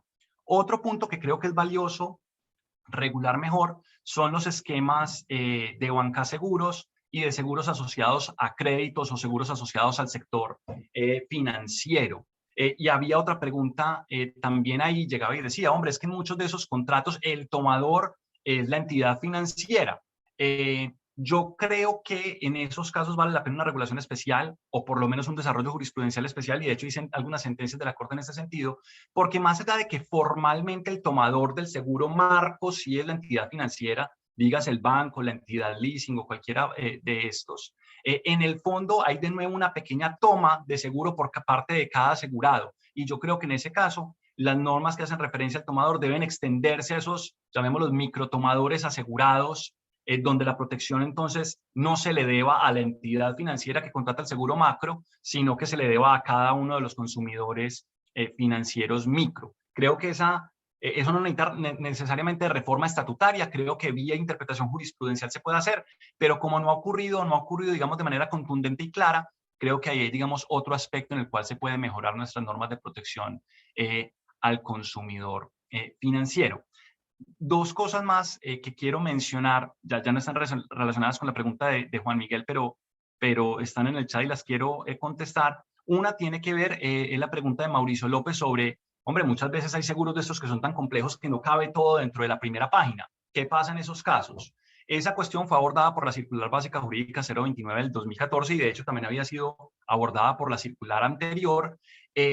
Así como la circular hay veces trae algunas normas que protegen mucho a los consumidores, también, digamos, traen algunas normas que regulan este tipo de situaciones de forma que podría parecer pues, menos proteccionista, pero en mi opinión, de manera equitativa. Y lo que dice la norma es, mire, si no cabe tiene que ir en la primera página o a partir de ella de forma continua. Si no le cabe en la primera página, pues continúa en la segunda y en la tercera y en las que tenga que utilizar, pero eso sí de forma continua, es decir, primero todas las exclusiones, primero todas las coberturas, luego todas las exclusiones, y solamente después de haber terminado con coberturas y exclusiones es que el asegurador puede empezar a incorporar otras cláusulas, entre comillas, menos relevantes que regulan el contrato de seguro. Yo creo, a pesar de que eso está en la circular, yo creo que eso es una interpretación razonable del estatuto orgánico, porque al fin y al cabo nadie está obligado a lo imposible, y pues cuando no se puede hacer lo imposible, pues se hace lo posible y es continuar en las páginas que siguen. Por último, quiero abordar el último comentario que hacía la profesora Marta Neme, y es que ella cree que en esta sentencia, si le estoy interpretando correctamente, la Corte escinde el análisis de la cobertura como entre coberturas y exclusiones, cuando realmente son ambos en su contenido y de forma entrelazada que determinaban el alcance de este seguro. Yo creo que ella tiene razón. Tal vez la Corte, sin haber necesitado tanto una demanda de casación como la que yo estaba describiendo ahora, hubiese podido analizar más el fondo de la cobertura en consideración a, como muy bien lo dice ella, que es que el alcance de la cobertura está determinado por ambas cláusulas. Y de hecho el tribunal, aunque la Corte dice que lo definió solamente con la descripción de cobertura, el tribunal también analizó y transcribió las exclusiones, y todo eso le ayudó en la interpretación del negocio aseguraticio para efectos de haber concluido cuál era el alcance del contrato. Entonces, creo que la profesora pues tiene la razón, y eso también hubiese sido, digamos, una mejor manera de haber abordado el caso que la Corte tenía entre manos. Daniel, Alan, ¿ustedes encuentran alguna dificultad para que por parte de los aseguradores se implementen pues estas obligaciones o prácticas proteccionistas del consumidor de seguros, como la de explicar anticipadamente el clausulado? Bueno, esta que venimos comentando de redactar la póliza conforme al artículo 184 del Estatuto Orgánico Financiero.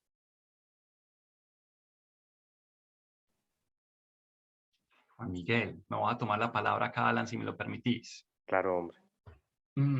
Aquí hay una tensión de intereses, ¿cierto? Es una tensión entre el deseo del legislador de un consumidor protegido, bien informado sobre el alcance de los seguros que está contratando, y el deseo que tiene el sector asegurador, pero también el país como tal, de una mayor penetración en seguros y una población que tenga, digamos, acceso a esto. ¿Cómo ha logrado el sector asegurador aumentar penetración? Y por penetración me refiero, pues, digamos, a mayor número de personas aseguradas y protegidas ante sus riesgos. Pues lo ha logrado a través de sistemas de comercialización masiva de seguros. El esquema de bancaseguros, entonces vos vas al banco y no solamente te ofrecen el producto financiero del banco, sino que adicionalmente te ofrecen seguros. O cuando tenés un bien, cuando adquirís un servicio financiero, también te dicen asegurar ese servicio financiero. Pero también, digamos, canales de distribución masiva como grandes superficies. Entonces hoy uno puede ir al Éxito o a cualquiera de estas grandes superficies y ahí puede encontrar seguros o Arturitos, estas máquinas, digamos, dispensadoras de seguros. Todo eso ya hoy existe. Entonces la pregunta es, ¿cómo aplicar o cumplir con estas normas ante esos sistemas masivos de comercialización? Yo creo que en los sistemas tradicionales con intermediarios se puede cumplir, y si no se cumple es, digamos, un poco por pereza del asegurador, pero en los sistemas masivos, ¿cómo se hace? Yo creo que para eso nos toca interpretar la norma, sobre todo las expresiones, explicar el contenido de coberturas, exclusiones y garantías. ¿Qué significa explicar y cómo se puede explicar? Porque yo creo que lo primero que nos ocurre es un intermediario explicando, pero no necesariamente es eso. Se podrá hacer con videos, se podrá hacer con audios, se podrá hacer con un panfletico que vaya encima de las condiciones generales, como una explicación didáctica. Yo en principio creo que sí.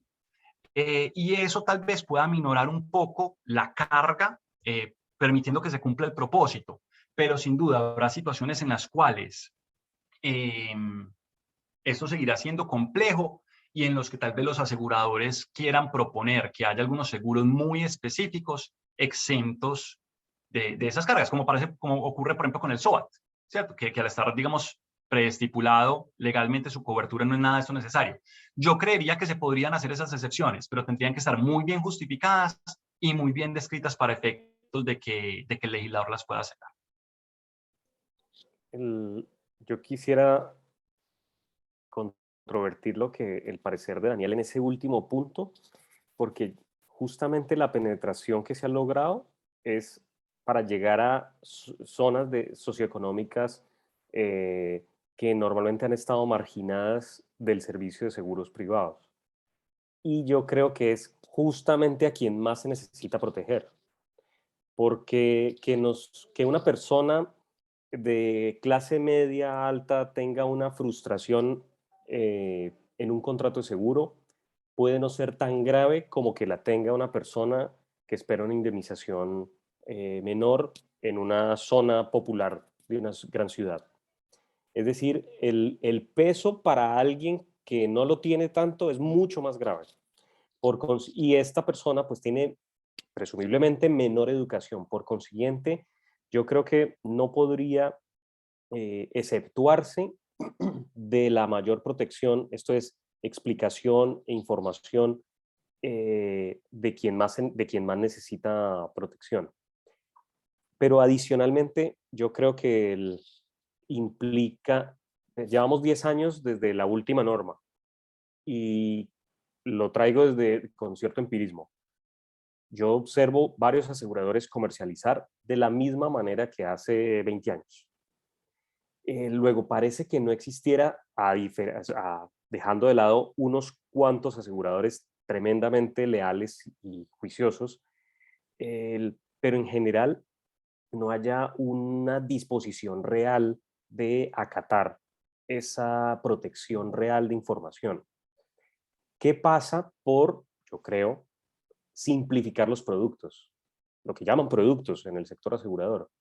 En lugar de exceptuarlos, debería es simplificarse y apelar a lo que se denomina el legal design, el diseño de los contratos modernos en las cuales necesariamente no es un texto lo que se explica, sino otras formas gráficas, ya lo mencionaste, Daniel, de audio, video, que muestren de manera destacada las condiciones reales del seguro, para que se cumpla ese propósito real. Yo sí creo la necesidad así como el asegurador necesita vender su seguro, necesita es la oportunidad de educar y por consiguiente debe eso tomar algún tiempo. Porque el seguro no vale por lo que vale la prima, sino por lo que valdría el eventual siniestro, que es ahí donde se hace verdaderamente relevante para la parte asegurada, cuando acaece el siniestro y pretende ahora sí la expectativa económica. Por ende, debería exigirse una mayor dedicación a través de los medios necesarios. Y yo creo que sí podría llegar a separarse cuáles son el tipo de condiciones que no requieren explicación. En verdad, hay unos apartes del clausulado que uno podría depurarlo y decir que eso no requiere explicación, y concentrarse sobre todo en aquellos casos en los que se excluye de cobertura. Eso implica, o más bien llevaría a la necesidad de que en la primera página de la póliza se dejen explícitos, en la carátula de la póliza se dejen explícitas las exclusiones. Y yo creo adicionalmente que el asegurador, con esto cierro, sí tiene los insumos para estadísticos, tiene la información suficiente para saber cuáles son las exclusiones los hechos excluidos más frecuentes. Para eso es el experto en estadística. Por ende, perfectamente puede identificar cuáles son aquellas circunstancias que requieren una mayor explicación por la mayor frecuencia del pasado y concentrarse de manera destacada en ellos. Luego, entonces, yo intuyo que se trata de un propósito corporativo que si entonces el mercado continúa comercializando de la forma en la que lo hace, es decir, sin proteger, sin destacar, informar, sin educar, es una omisión deliberada. Y eso significa que debería nuestra entidad supervisora y vigilante del sector incluir también dentro de sus estándares de vigilancia cuál de los aseguradores protege más a su asegurador. Y eso obligándole a suministrar más cifras. Ya no es suficiente el número de primas pagadas y el número de siniestros. Necesitamos también el número de siniestros pagados. Necesitamos cifras acerca de cuáles son las aseguradoras que niegan más los pagos. ¿Cuáles son las aseguradoras, por ejemplo, en seguros de responsabilidad civil, que es un seguro contratado en favor de terceros? Eso yo sé que es una discusión.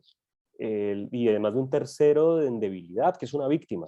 ¿Cuáles de los aseguradores realizan transacciones extrajudiciales en términos indemnizatorios dignos para la víctima? Que nos lo resalten, de tal forma que eso sea una manera de competir. Y ni qué decir al que en Colombia yo creo que hace falta una apertura de mercado real, es decir, que haya mayor competencia. Eso, por supuesto, es otra discusión, pero que pase por liberalizar el sector con todas las dificultades que eso pudiera llegar a tener, pero que el profesional tenga más competidor y adicionalmente un estado vigilante sobre el nivel de protección al consumidor. Estoy convencido que el efecto natural es que cada oferente de seguros, cada asegurador, cada profesional, pues buscará competir si es que ese es un estándar por el que se le va a elegir. Para finalizar digamos, este espacio de preguntas, ustedes a través de su experiencia o de sus investigaciones académicas han evidenciado que en los conflictos que se dan en el marco del contrato de seguros, digamos, se aborde la problemática estudiando estas normas de protección al consumidor por parte de los jueces de la jurisdicción ordinaria, o no tienen, digamos, alguna muestra sobre ese aspecto y resultaría exótica, pues en ese sentido, una jurisprudencia como la que estamos abordando en este conversatorio. Pues Juan Miguel, yo, digamos, salvo esta sentencia que acaba de salir, la última vez que revisé como cuántos pronunciamientos encontraba aplicando por lo menos estas normas del Estatuto Orgánico del Sistema Financiero sobre las exclusiones, coberturas en primera página, caracteres destacados, etcétera. Recuerdo que en ese momento solamente encontraba 5 sentencias que se pronunciaban sobre la cuestión. Bueno, tal vez un poco más, entre 5 y 10 sentencias. Adicionalmente, pues estaba el laudo que mencionaba Alan, laudo que por cierto yo creo que sí estuvo bien decidido porque esta norma es supletiva, digamos, es el requisito para que la cláusula que está en las condiciones generales produzca efecto, pero en cualquier proceso se demuestra que efectivamente hubo consentimiento sobre la cobertura de la exclusión y pues consentimiento mata todo. Pero entonces digamos que entre jurisprudencia hace 2 años, que fue cuando revisé, y laudos y todo, tendríamos entre 5 y 10 sentencias. Ojo, nivel corte. Lamentablemente, hoy no tenemos un sistema de publicación de jurisprudencia de tribunales superiores consistente y claro. Hay un buscador habilitado por el Consejo Superior de la Judicatura, yo lo he utilizado, sobre todo está muy cargado de sentencias penales, pero no muchas civiles. En su momento revisé para este asunto y no encontraba sentencias de tribunal sobre la cuestión, salvo las que habían dado pues origen a los debates pues ya a nivel Corte Suprema. Pero yo estoy seguro que si revisáramos tribunales superiores, jueces, juzgados municipales y de circuito, encontraríamos mucho más. En Medellín, sé que es un debate que se ha presentado varias veces, digamos que eso ya lo conozco no por los buscadores, sino pues por la cercanía pues al foro en Medellín, y sé que hay un par de decisiones del Tribunal Superior de Medellín sobre el punto. Pero no te puedo ofrecer, digamos, estadísticas claras, pero entonces sí, estas normas están siendo debatidas, están siendo aplicadas, por lo menos estas de eficacia de coberturas y exclusiones, por lo menos, digamos, los desarrollos jurisprudenciales que tienen que ver con los límites a los efectos del incumplimiento del deber precontractual de información por parte del tomador, pues lo que conocemos normalmente como reticencia. Ya si el resto de normas que hemos discutido acá todas las demás que trae el Estatuto de Protección al Consumidor Financiero, el Estatuto del Consumidor como tal, las reglas tan particulares que trae la Circular Básica Jurídica sobre cláusulas y prácticas abusivas concretas dentro del sector asegurador que le mencionaba a Orlando cuando habíamos para preguntas del asunto. Sobre esas no he visto, pero tampoco he buscado. Sería valiosa, digamos, una investigación en ese sentido. Si por aquí hay estudiantes de pregrado o profesores que estén asesorando estudiantes de pregrado, que estén buscando tema para sus trabajos para poderse grabar, sin duda, por ejemplo, eso sería, digamos, algo interesantísimo, hacer un muestreo, una revisión de jurisprudencia local, a ver qué está pasando.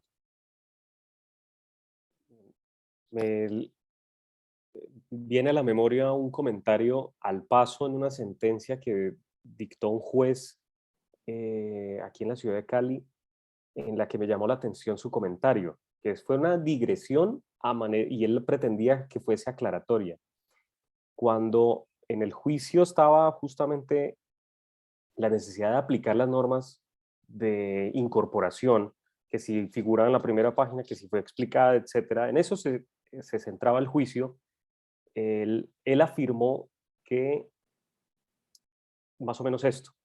No es que esto sea una cláusula abusiva, solo que es una cláusula no informada. Es decir, que ese juez considera que una cláusula no informada no necesariamente conlleva un abuso. Y el propósito de las normas de tutela al consumidor precisamente lo que pretenden es castigar al asegurador con la ineficacia por la desinformación de la misma cláusula. Una cláusula no informada implica por sí mismo un abuso del asegurador. Por consiguiente, yo creo que solo para referirlo como anécdota, creo que desde mi experiencia empírica simplemente, no un estudio numérico ni de fondo frente a las decisiones, además porque en verdad Daniel lo dice muy bien, además, y él mismo está haciendo una investigación en la que implica recopilación de sentencias. En Colombia no tenemos forma de seguirle la pista a las sentencias regionales.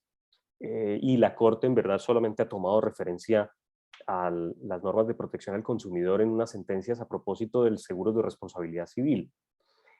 Pero yo creo que al nivel de los jueces y tribunal no se hace un análisis esquemático de los controles que tiene el juez. Es que el juez está frente a una disputa entre dos contratantes de condiciones asimétricas y por consiguiente olvida que todas esas normas de tutela lo que le imponen es unas mayores potestades y que lo que tienes allí es un mazo castigador del querer de las partes y que castiga al predisponente que tenía esa posición preponderante y que incumplió la tutela de la parte débil. Eso yo creo que no se dice de manera, con todas las letras, de manera explícita. Y en lo esquemático, yo considero que no se apela a la diferenciación muy útil a mi criterio de lo que significa el control de incorporación y el control de contenido, para decir cómo el primero es un filtro de verificación acerca del formalismo y dándole toda la relevancia al formalismo en ese contexto que aquí hemos tenido oportunidad de comentar. Que es además el esquema subsiguiente, si no se cumple, si se cumplió la formalidad, si está en la primera página, si se explicó, etcétera, ahora sí viene lo carnudo, es analizar el fondo. Analizar, por ejemplo, si para el caso concreto, el hecho, supongamos que en este caso que estamos analizando, si hubiese sido objeto de información y estuviera en la primera página, ¿qué habría decidido el tribunal? Esas son las interpretaciones ahora sí más complejas, donde necesariamente, por lo menos no he visto que los jueces se concentren. Incluso uno podría decir que el juez podría, aunque innecesariamente, hacer un análisis sobre el contenido, así haya descartado la eficacia de la cláusula porque no cumplió la incorporación. Vale la oportunidad de dejar que los jueces utilicen esa ocasión para dejar precedente acerca de la utilización del contenido abusivo de las cláusulas. Y esto porque, con esto cierro la idea, viene a mi mente aquellas normas de protección al consumidor española y de la ley de seguros española, dos específicas que en Colombia bien podríamos implementar. Una es la acción de cesación, lo que aquí podría ser la acción popular para los efectos de una cláusula general que puede ser denunciada por cualquier persona, o incluso lo que en España es la Procuraduría o el Ministerio Público, que pueda demandar la condición abusiva de una cláusula que está en abstracto introducida en el mercado por un asegurador para que, en términos erga omnes, se le obligue al el específico asegurador dejar de utilizarla, es decir, que cese su utilización. ¿Y esto por qué? Porque está muy bien que para el caso concreto el juez de fondo analice que es abusiva, y los demás consumidores que están, a quienes se le está oponiendo la misma cláusula abusiva, se quedan sin ningún tipo de protección. Adicionalmente, bien podría incluirse normativamente, por supuesto, en Colombia, que cuando una alta corte, como ocurre en España con el Tribunal Supremo, declare que una cláusula es de fondo abusiva, ningún asegurador puede utilizarla más. Y esto, por supuesto, es que sí cumple en términos abstractos, difusos, el propósito proteccionista que tienen estas normas, que en nuestro caso, perdón que con esto yo sé que me estoy desviando, en este caso son muy limitadas a la situación concreta, al caso concreto, y entonces encuentra uno que puede estar un juez defendiendo a un consumidor aquí, pero en el mismo momento el asegurador comercializando con la misma cláusula abusiva respecto de los demás.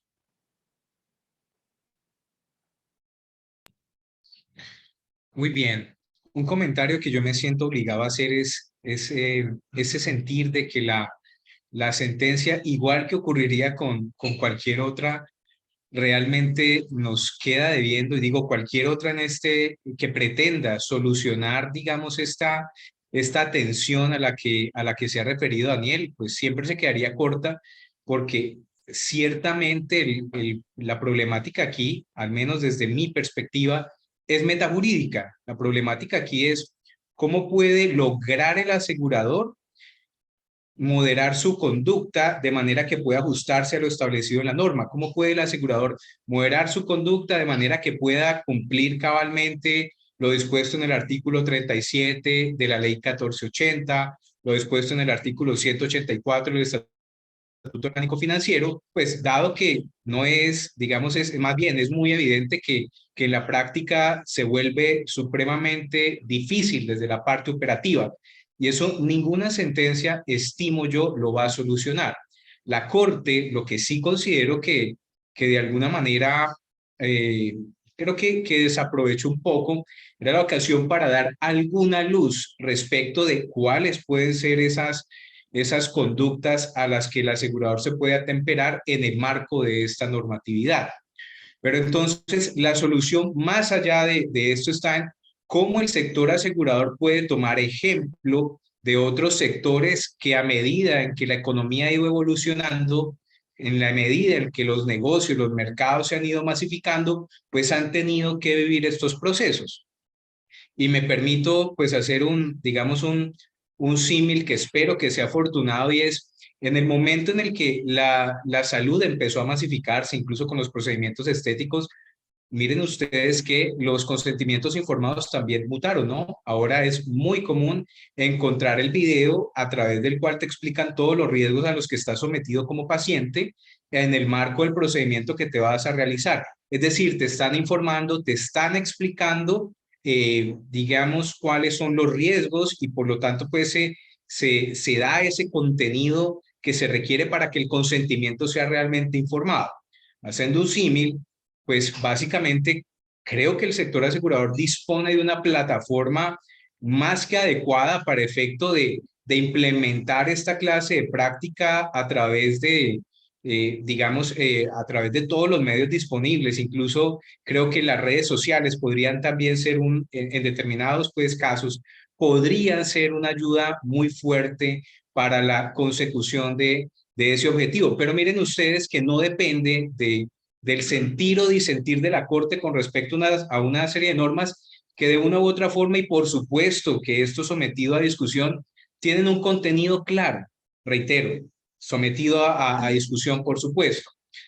Entonces, en ese sentido, creo que la Corte sí desaprovechó la oportunidad de decirnos, mire, señor asegurador, si usted se hubiera comportado de esta manera, sería absolutamente impecable su actuar en el marco de la suscripción del contrato de seguros. Y creo que comparto un poco de mi experiencia, a pesar de estar inmerso en litigios de este contexto a diario, yo no he encontrado hasta ahora más de uno, dos, tal vez tres jueces, hablo municipales, circuitos, incluso tribunales, que de una u otra forma acudan a estas normas para dirimir los conflictos. Y de hecho, si uno revisa el desarrollo de la implementación de ese artículo 184 del Estatuto Orgánico Financiero, que viene, como bien lo sostenía Daniel, no desde el 93 cuando se profirió el Estatuto Orgánico, sino desde el 90, pues realmente los jueces de instancia empezaron a implementar esa norma aproximadamente en el año 2015-2016, cuando ya había al menos una línea uniforme de pensamiento por parte de la Corte Suprema a través de varias decisiones de tutela. Pero previo a eso no había tenido lugar pues digamos, este desarrollo que actualmente se tiene en este marco. Ahora, considero que este momento histórico es oportuno para que el sector asegurador reevalúe esta situación. Actualmente cursa en trámite legislativo los proyectos de ley 413-2021 y 331-2022, con los que se pretende, digamos, incentivar el desarrollo tecnológico en el marco del sector financiero, incluyendo, por supuesto, el subsector asegurador, ¿no? Entonces, este sería el mejor momento para que el sector hiciera un alto en el camino y revisara, pues, cómo se está comportando de cara a estas normas. Con este breve comentario, quiero agradecer muy especialmente a nuestros panelistas. Daniel, muchísimas gracias por acompañarnos. El capítulo Cali de Acoldez es tu casa. Alan, igual. Para todos los que se encuentran presentes, muchas gracias y un agradecimiento especial al Colegio de Abogados Comercialistas de Cali, que nos ha acompañado también en este conversatorio. Mil gracias. Que tengan un excelente resto de noche. Gracias.